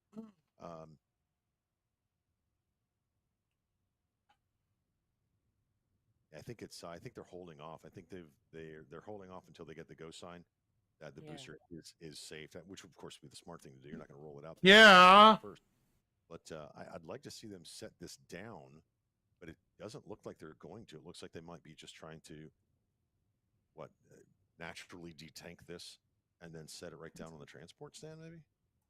Yeah, it's like I was telling you. There's only so much battery power on this thing. Now, do I know how much battery power? No, I have no idea. But eventually, yeah, I know. I don't know everything. What do I look like? Now what? Hi, Alex. I got a chuckle. All right, I'm off the hook. No, yeah, you got to get that fuel out of there sooner rather than later. I mean, they got some time, and clearly they figured out a very fast way to do it. But yeah, it seems like with the transport stand being moved down Highway 4 and lowering the chopsticks, that they're trying to do this rather expediently. Yeah, it would have been nice to see an in space reflight. We can't really call it on orbit, but in space reflight. Family members can sometimes be so weird, chat. Satellite deployment and payload bay door and so like that. Now we've got a friend of ours joining us. Chris B is going to join us. Chris, how are you?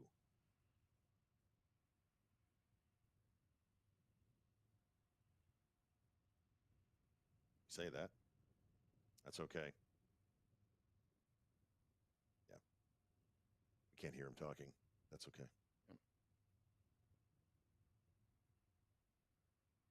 We'll get to that. Keep going. Yeah, we'll keep going. We've got Jack out in the field. I know he's probably working on pulling his camera shots.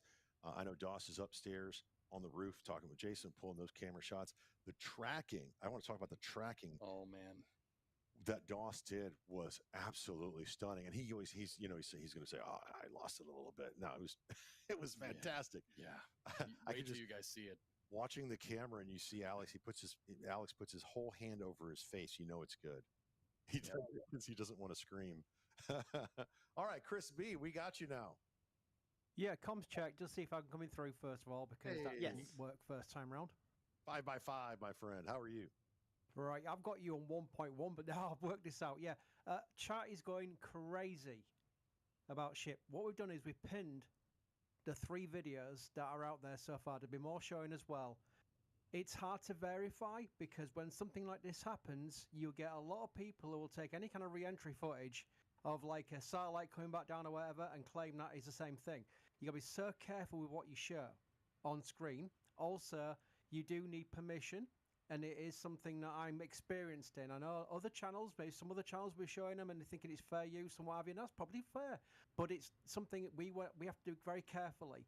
So I thought the best policy would be to link the videos, the 3 videos we think are legit, into the top of chat. You can watch them in the original uploaded form on X, and that way you get to see what we're talking about here. But yeah, we're not shying away from the fact that they've lost the ship. We are showing what views we've got, which is the booster, and you can watch the ship, which is an anomaly and a failure, and something they'll have to investigate. You can watch the clips of re-entry, which are tagged as re-entry. We don't know if they are legit or not. I'm assuming they are because everyone else thinks they are as well. Until SpaceX shows their own footage or whatever, we can't show that on our stream. So that is something where people go, it's fair, you show it anyway. You can't do that. I'm too experienced in this to know that is a dangerous game to play. So that is what I wanted to come on and just quickly mention.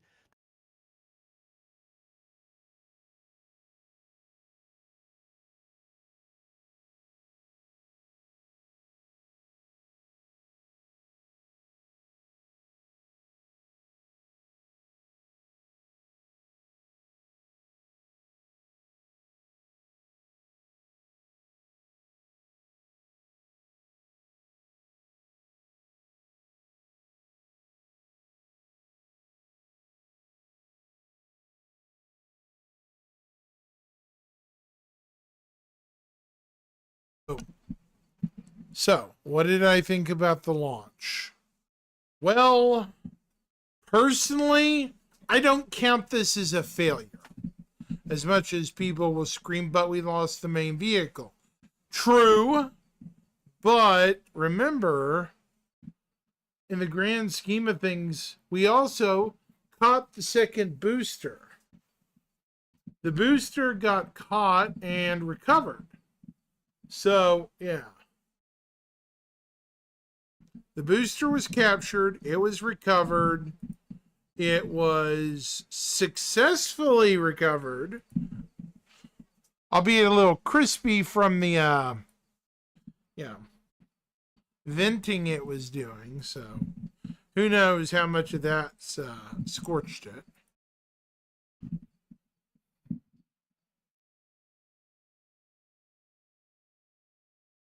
Just have to see.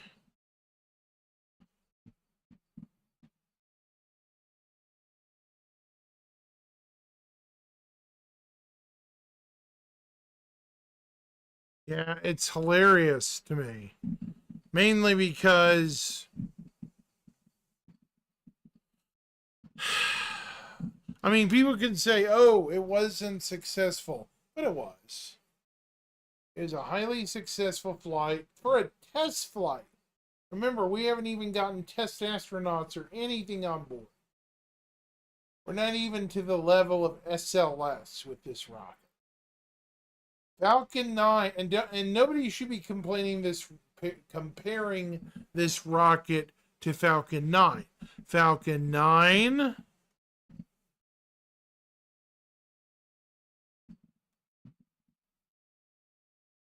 Falcon 9 is, what's it gonna say?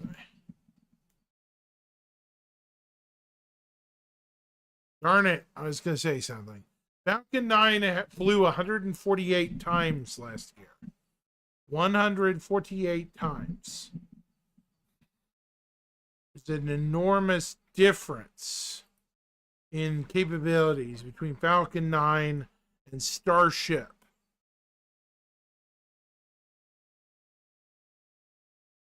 Starship is much more heavily flown. And it also has more accrued data supporting it from behind.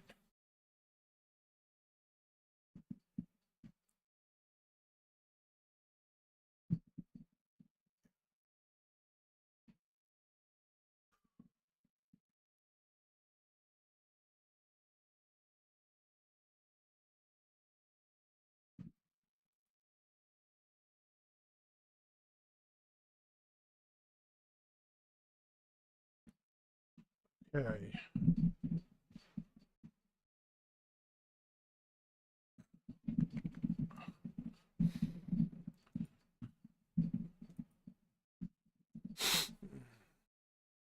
That's at least my thought.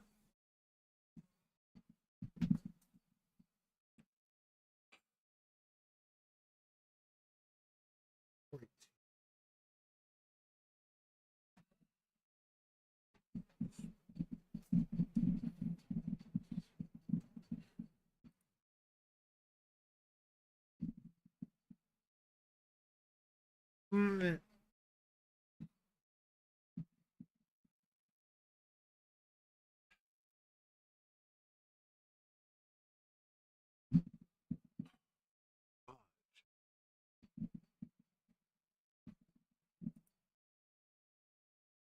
Let's switch gears to something else.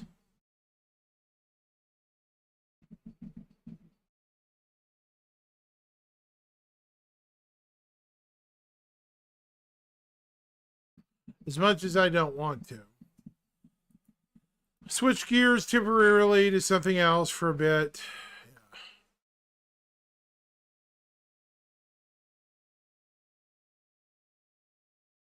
So thank everyone for watching this stream. We're now switching over to Star Citizen stuff.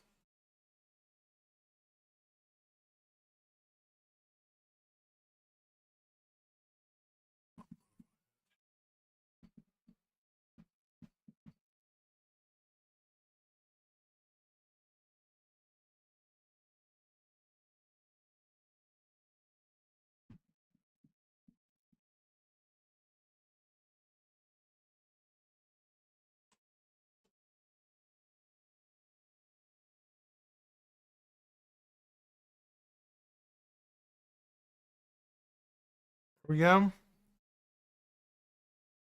right.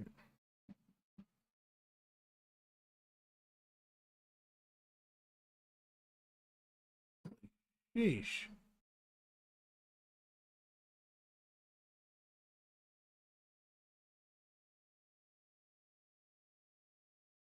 That's insanity.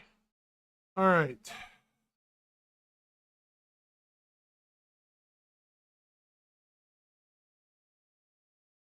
Normally I don't swap a lot between different things, but given as how it's pretty much over at the the area down there down in Texas, I figured I'd just do something else for a bit.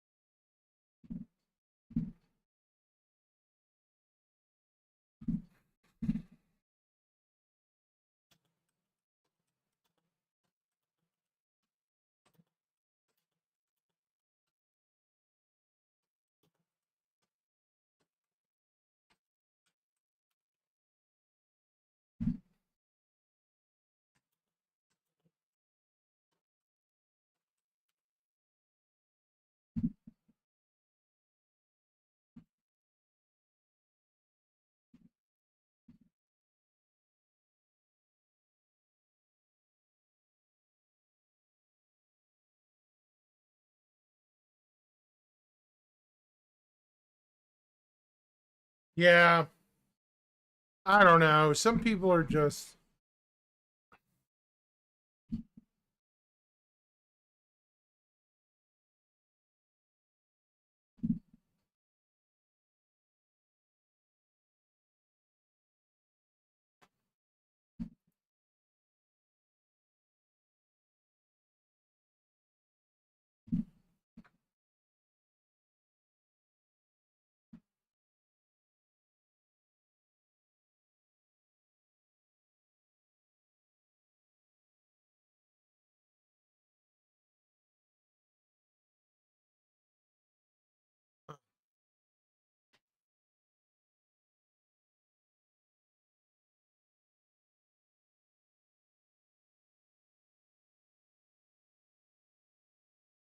Yeah, I. Yeah, it is kind of hilarious. I have friends of mine that are calling it a failure. I'm like, I wouldn't exactly call it a failure so much as, you know, a learning experience. There's no way I call it a failure. At least half, more than half the ship made it back to port, which is hilarious to me.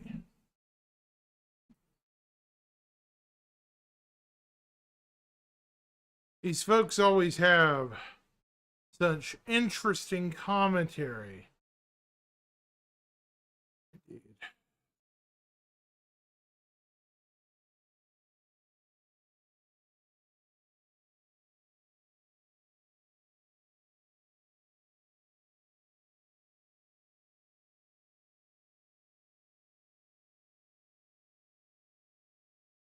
Get over. Okay.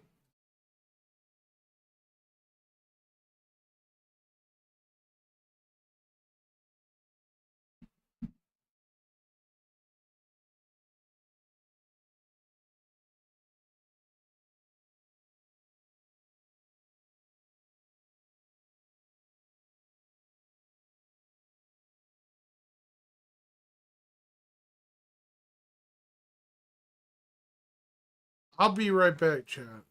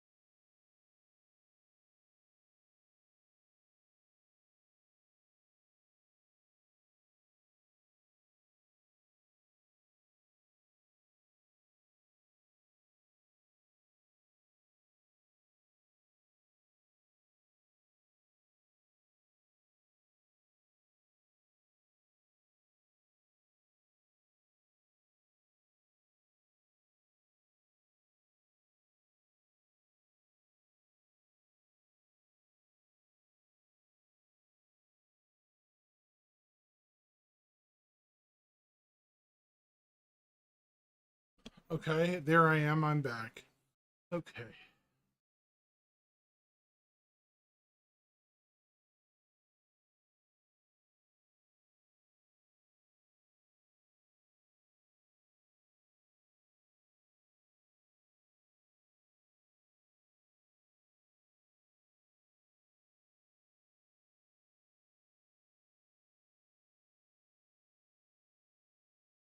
Geez, that was kind of frustrating.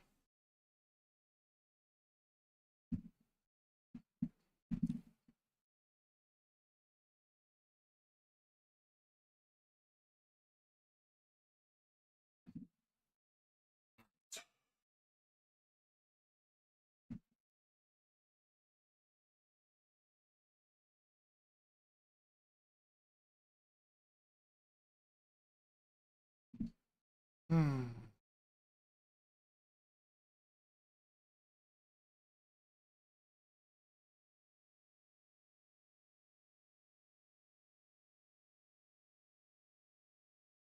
Seems kind of dead quiet around here tonight. Really does. Wait about 16 minutes.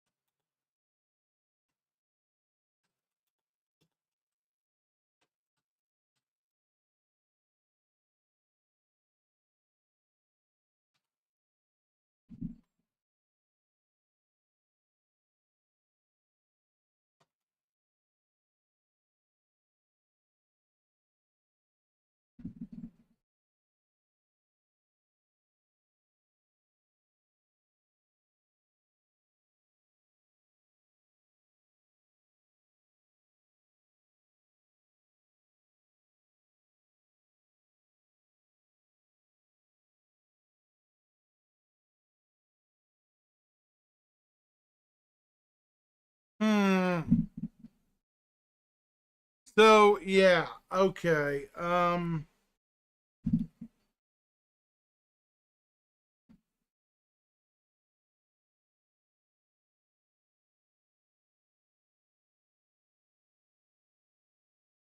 Hmm.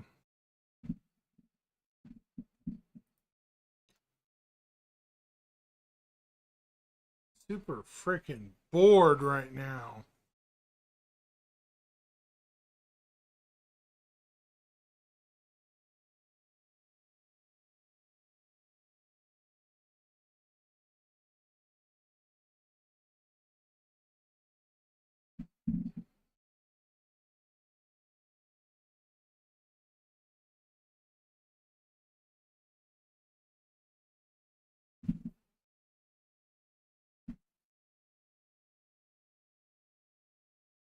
Hmm. Well, I'm probably going to be getting off here in a bit, anyways.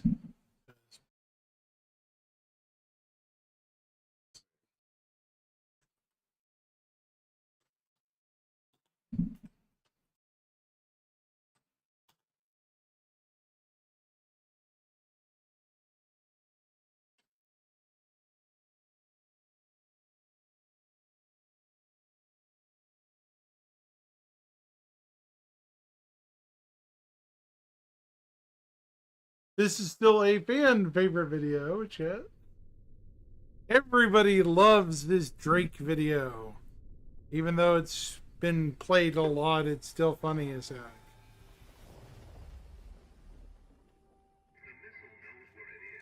A certified Drake classic.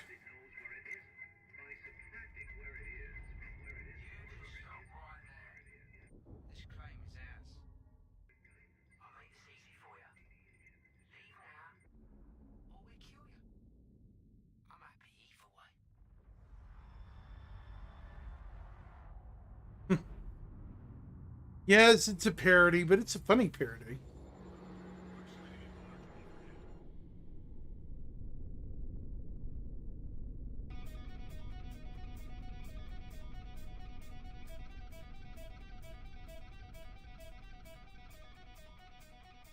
Yeah, there'd be no running from this thing. Our engineers were so preoccupied with whether they could, they didn't stop to think if they should. Introducing the Drake Leviathan.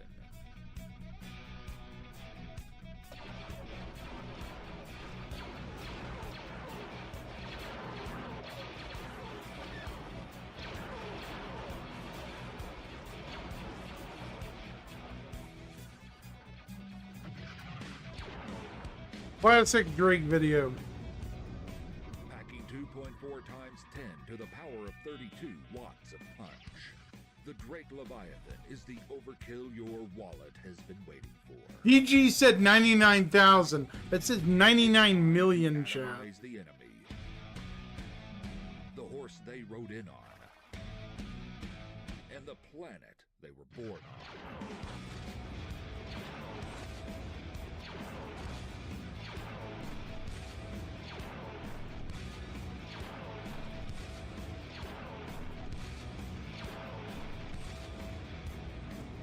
Leave it to us to open Pandora's box.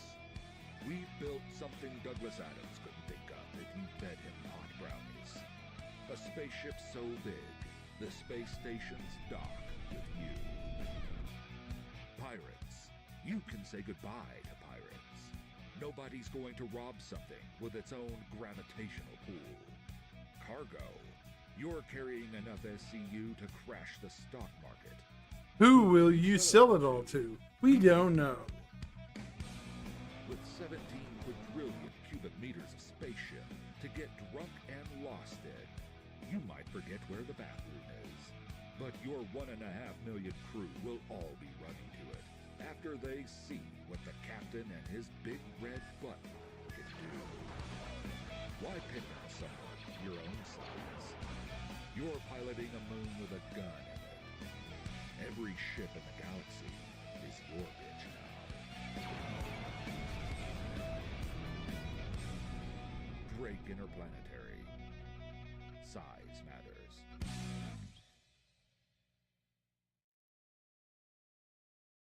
Yeah. Certified Drake classic, chat. I love that commercial to death. It's one of the best Drake parody videos. And honestly, I could see Drake building something like that. Yes, no lie. I'm not joking. Well, maybe.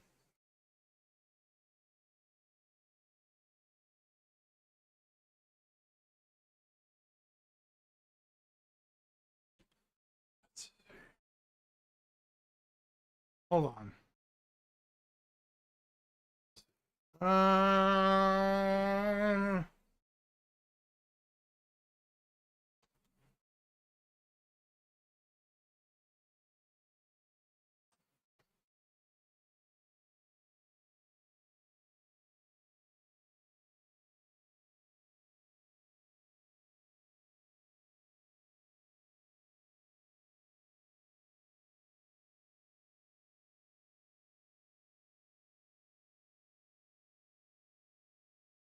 Now, I'm going to give morphologists some credit here.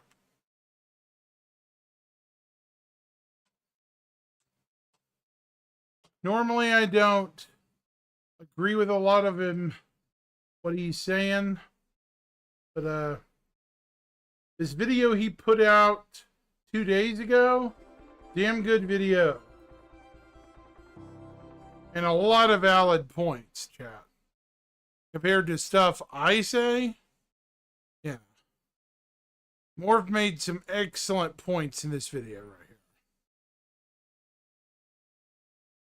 Maybe not perfect ones, but still, he made a lot of good comments.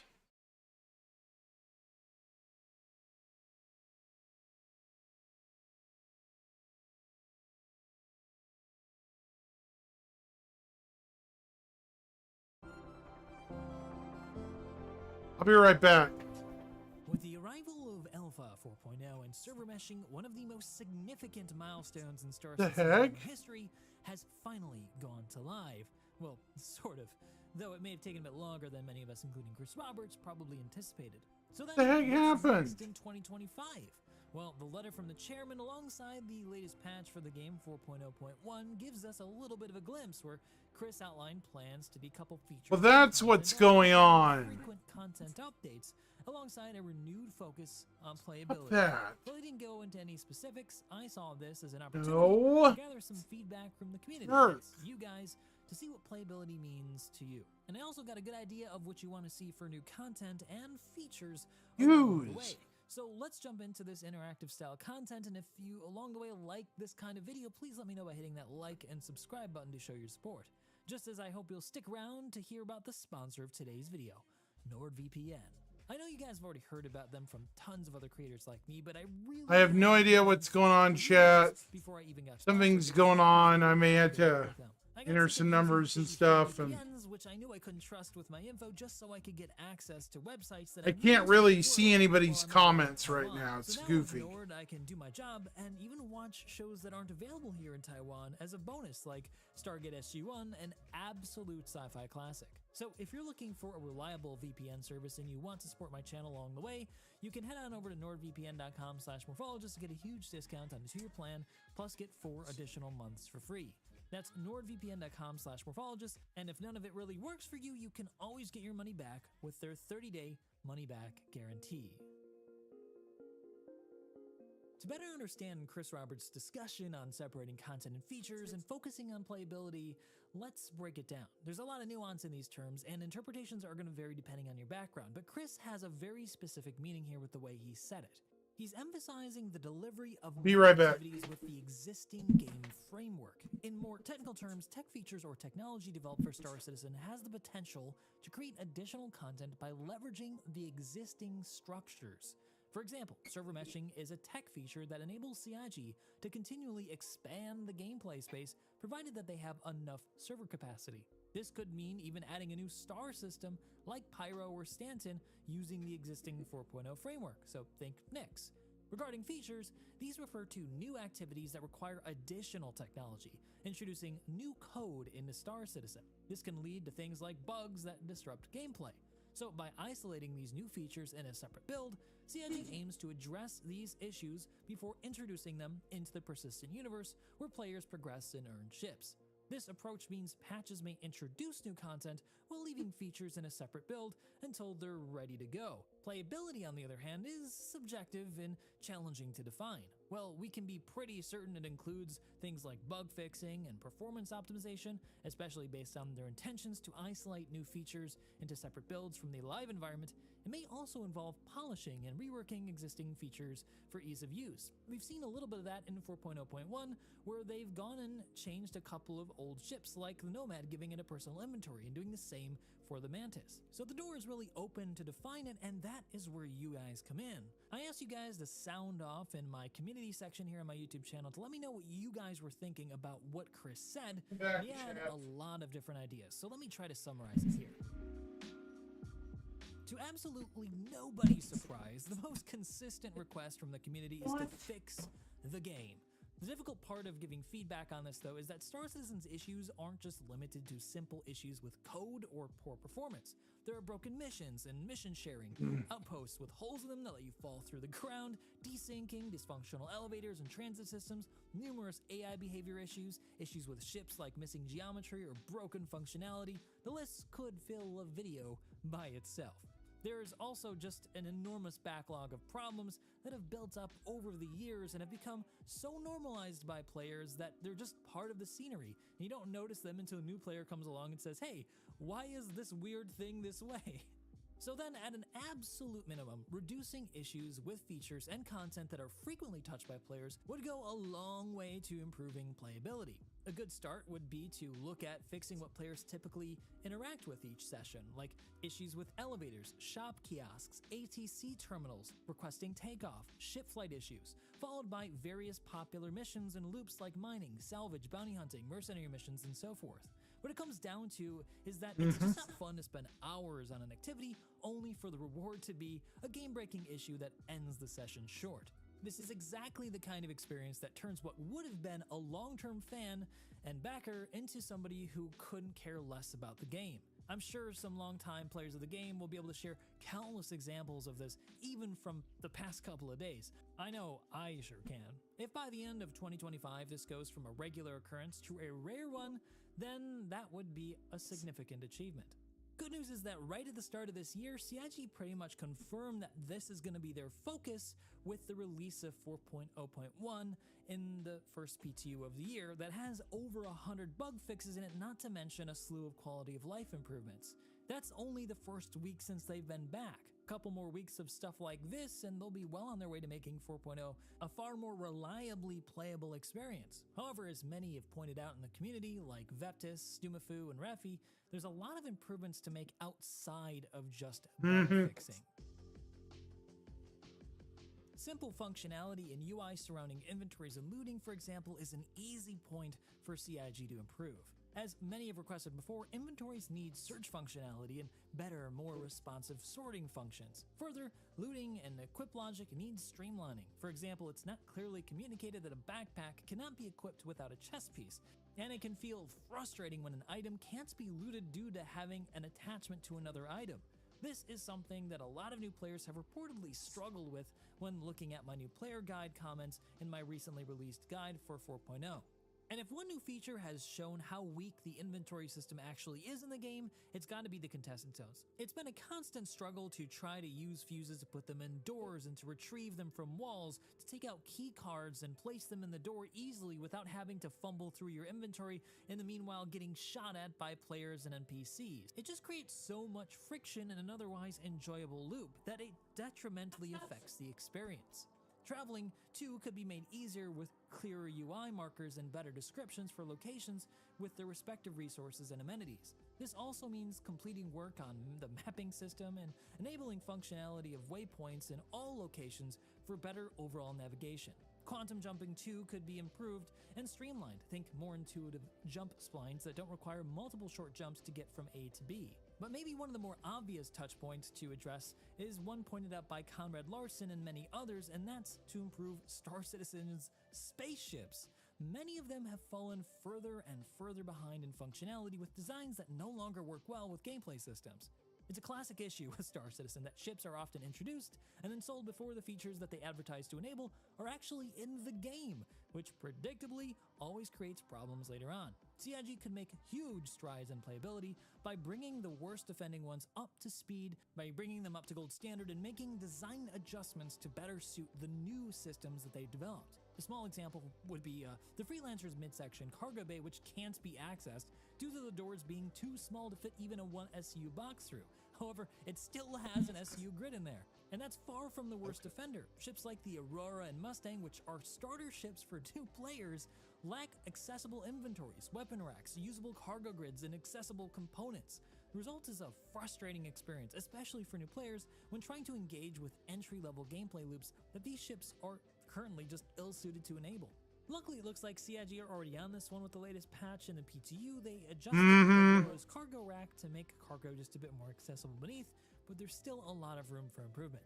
And since we're on the subject of starters, injecting my own opinion here, I feel like the design philosophy behind starter ships needs to be reconsidered just a little bit. Shifting to better all-arounders as opposed to going the specialized route as CIG seems to have been doing recently. New players can't be expected to know which loop they're going to find more interesting when they're first starting, so it makes more Someone sense make a to give them a comment? fair chance at participating at as much as possible before deciding on what to buy in-game or on the website next. So this would mean identifying current startership weaknesses and addressing them to make their abilities a bit more balanced with each other, with only slight differences in favor of identity and flavor. That's strange. And since we're talking about buying internet spaceships, some players like Advo Archist want to see the game look more obtainable and less intimidating to new players, referencing the FOMO tactics that are often used by the marketing team and the high ship prices being something that can turn some players away. This one's a bit more difficult to address though, as Star Citizen depends on the success of ship sales in order to continue development.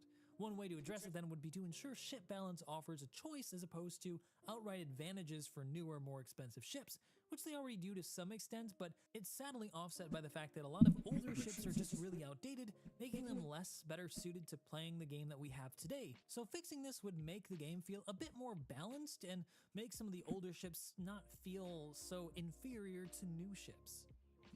But what about Star Citizen's performance? Well, players like Vlanchov and countless others are increasingly calling for optimization and enhanced performance in the game. And this is just a natural progression of the gaming industry, as screens that go above 60 FPS are becoming more and more affordable to a wider audience. People are starting to notice the difference between low frame rate and high frame rate games. That's why we're starting to see a lot of performance enhancing features like DLSS and FSR becoming standard in pretty much every new game. And although CIG did introduce some of these features last year, Star Citizen still lacks the support for their latest versions. But even with those features, they'd still be merely temporary fixes, as the underlying raster performance of the game can still drop into the 20s or even teens on the most powerful systems players can get their hands on today. And this has yet another detrimental effect on attracting new players whose, again, expectations are much higher than they were just a couple of years ago. I saw countless complaints in my new player guide about low FPS performance and how it's just unacceptable. So further enhancements and development on Vulcan to bring the frame rates higher, as well as introducing the latest variations on AI enhancing techniques, would make Star Citizen much more performant. This should also extend to things like trash cleanup, which is clearly affecting the game's performance server side and client side, as pointed out by Midnight Wolf SDJ, which just beyond the performance also makes the game look a lot more visually, well, messed up. It looks like there's just trash laying everywhere, and it would be much more visually consistent if there was targeted cleanups of where players are leaving the most amount of garbage. I never stared at a pile of medical smocks or bottles and said, gee, the game is so much more immersive for all this garbage. Beyond that, there's also room for iteration on existing systems. One of the big ones cited by players like Raven9 Line is the current flight model. While opinions diverge on how to solve it, the consensus amongst a lot of players is that it's falling short in delivering a consistently fun experience. My take on it is that the current balance creates unexpected and sometimes frustrating outcomes, such as a racing ship like the M50 handily taking down a military-spec F-7A Mark II regularly in larger fleet engagements. Single fighters solo killing a manned gunship like the Hammerhead can also sometimes happen. This issue is maybe one of the most complex ones to solve though, as there are many contributing factors to balance like weapon damage, ship health, component attributes, space versus atmospheric performance, and yet to be introduced systems like ship armor, weapon damages, and engineering gameplay. The list honestly just goes on, and these issues can't and won't be solved overnight. But it still requires continuous iteration to get there so that we can test which solutions work and which don't. The same could be said for ground combat gameplay. There's little differentiation right now between different armor types and weapons, leading to most to just go for heavy armor and an FS9 LMG as the best options for pretty much every situation. Some of this could come down though to having more tech features introduced, like FPS scanning, which could, for example, create scenarios where heavy armor generates a bigger signature than light armor, allowing you to be more stealthy by playing with light armor. But it's just one possibility, and there seems to be a lot to explore here. Moving beyond fixing and polishing though, there's still a lot of possibility for how the game could be improved by adding more content on the back of the existing framework of the game. The most commonly suggested new content from players like A Child of Bodom and Minmul is to add new missions alongside narratively driven quest lines. It seems pretty obvious when you think about it. While the library of missions has definitely grown over the years, they remain sparse in diversity and quantity. The rewards also need to be examined and should extend beyond just a cash incentive, with interesting, rare, and perhaps even unique loot being possible to obtain by doing them. With Pyro more than doubling the play space and server meshing more than quadrupling the server's player count, there also needs to be a greater increase in mission location variety. The current limited number of locations means that oftentimes duplicate missions get piled up on top of each other, causing we do. complete unpredictably due to multiple players at the same location trying to complete similar objectives. The way these missions interact with the universe is also another interesting aspect to explore as content is expanded. Introducing hauling missions that take players between Stanton and Pyro, for example, could be a more lucrative contract that balances risk versus reward. Player-triggered missions like the simple Comare and Security Post Correa ones could be expanded and explored further as they relate to different factions. Attacking an outpost at the behest of one faction could, for example, trigger a defense mission for the defending faction. Regardless of what's chosen, players like Stratobrick and Asgunare, sorry if I'm butchering your name, think that this should go hand in hand with further leveraging of the reputation system, enhancing a sense of player progression. Introducing in-game rewards like titles or unique cosmetics for building a rep with a faction could give an even greater depth of purpose to gameplay. It need not even be that complicated. One can imagine higher reputation missions taking players to locations where there are better loot spawns, with perhaps even a hangar that gives a ship at the higher levels. Eventually, voice-acted mission givers and more complex NPC encounters would greatly enhance a sense of immersion in the universe as you play through each of these missions.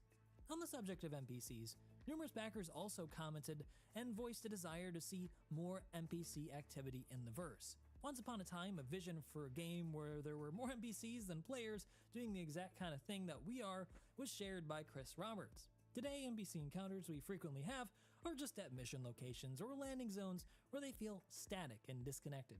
New voice lines were added in 4.0 for chatter, but imagine how alive the game would feel if NPC ships could be seen coming and going from landing zones, outposts, space stations, or even jump points.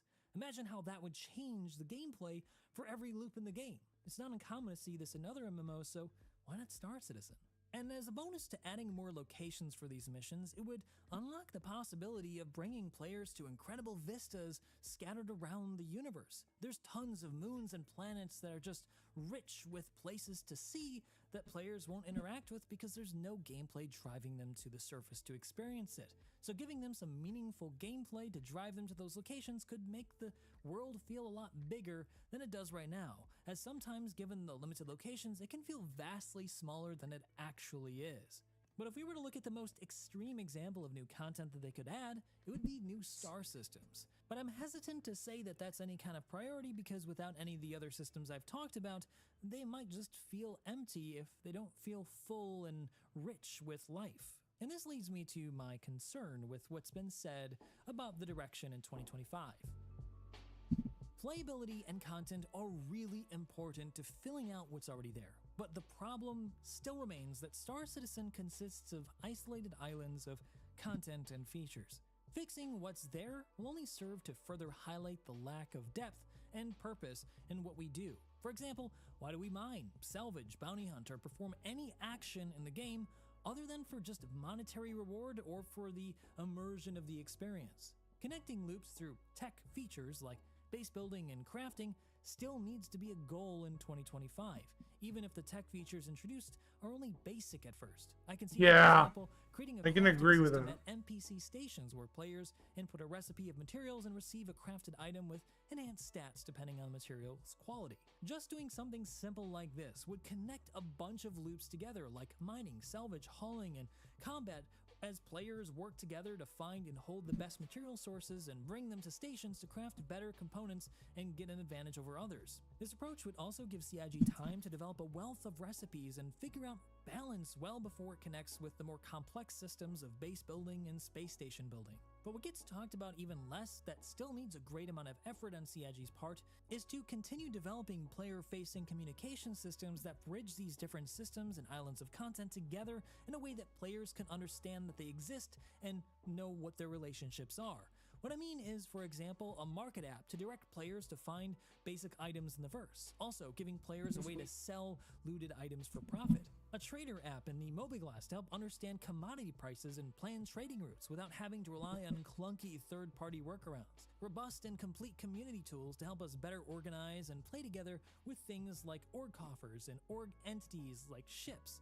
A more complete scanning system for ships and players on the ground to help players identify points of interest, items of interest, trading lanes, hostile ships and locations, with interesting counter gameplay connected to a more complete map system that shows the surface topography of planets and moons. An overhauled ship loadout manager to help us better understand what we can equip to our ship and understand what stats that they have so that we know what's better than what and what has a different kind of trade-off, rather than relying on third-party things like Urkel to help us figure out ship fitting, which should just be something that we could do in-game. Look, what it really comes down to is that Star Citizen has a lot of complex systems and they have a lot of plans for even more complex relationships, but if it's not being communicated what's happening, it can just come off as a bug or something that players will never see or know that they can interact with. That's kind of always been the problem with Star Citizen. And I think advertising that they're working on these more ambitious features will keep people interested in the game in the short term. Fixing bugs and optimizing is definitely necessary, but it can't alone drive continued interest in the game. Ambition is what drives excitement, which can be infectious and can be the best kind of organic marketing, especially when goals are achieved.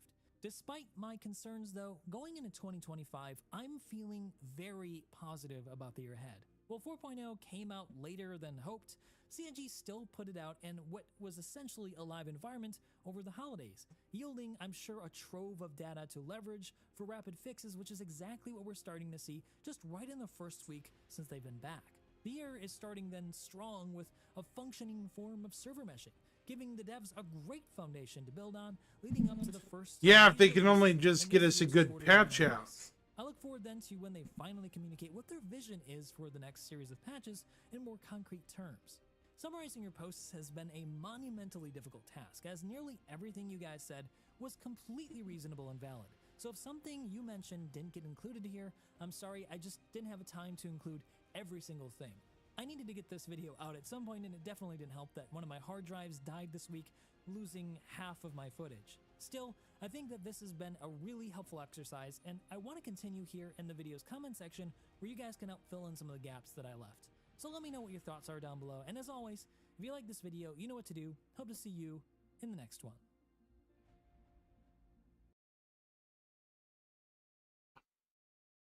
Morph's got the right idea, I think. He is right. We,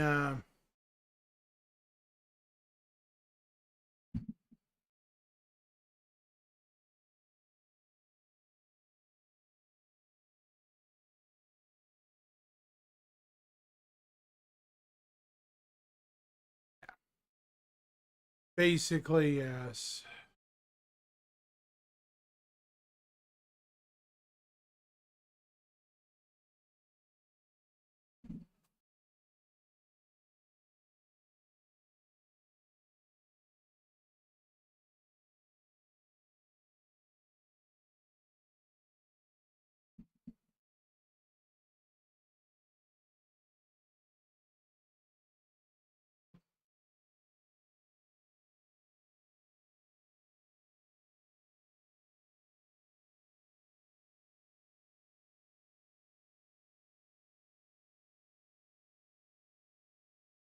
Yeah.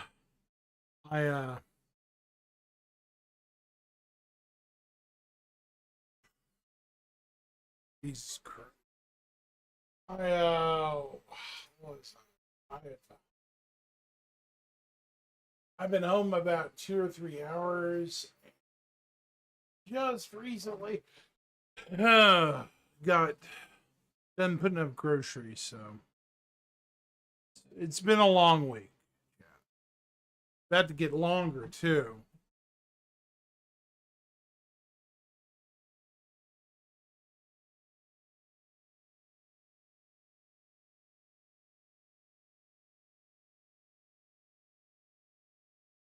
Hmm.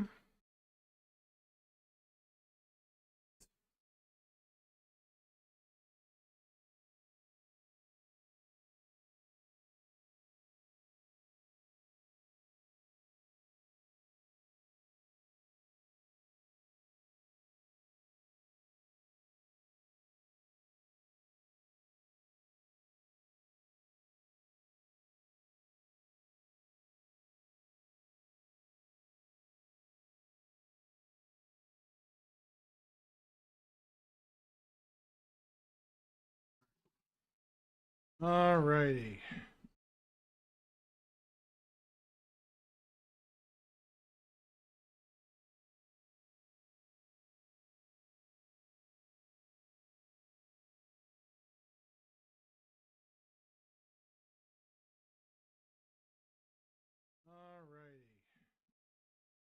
I'm echoing a little bit.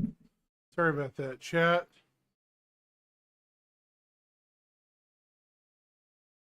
What was I going to look up again? I don't even remember.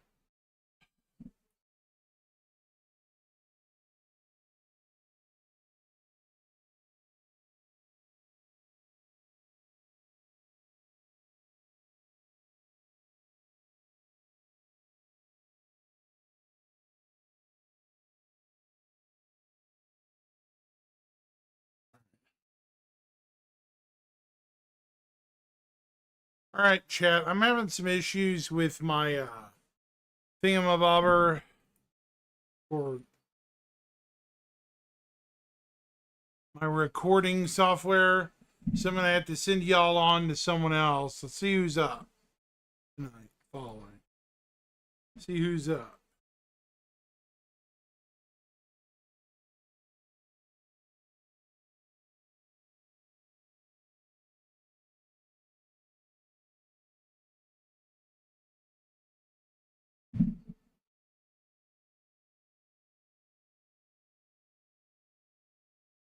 Hmm.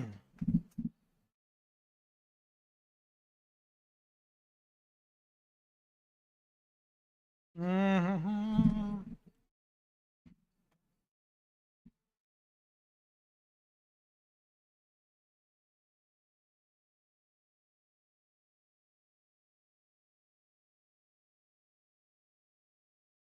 Let's raid the first Texan.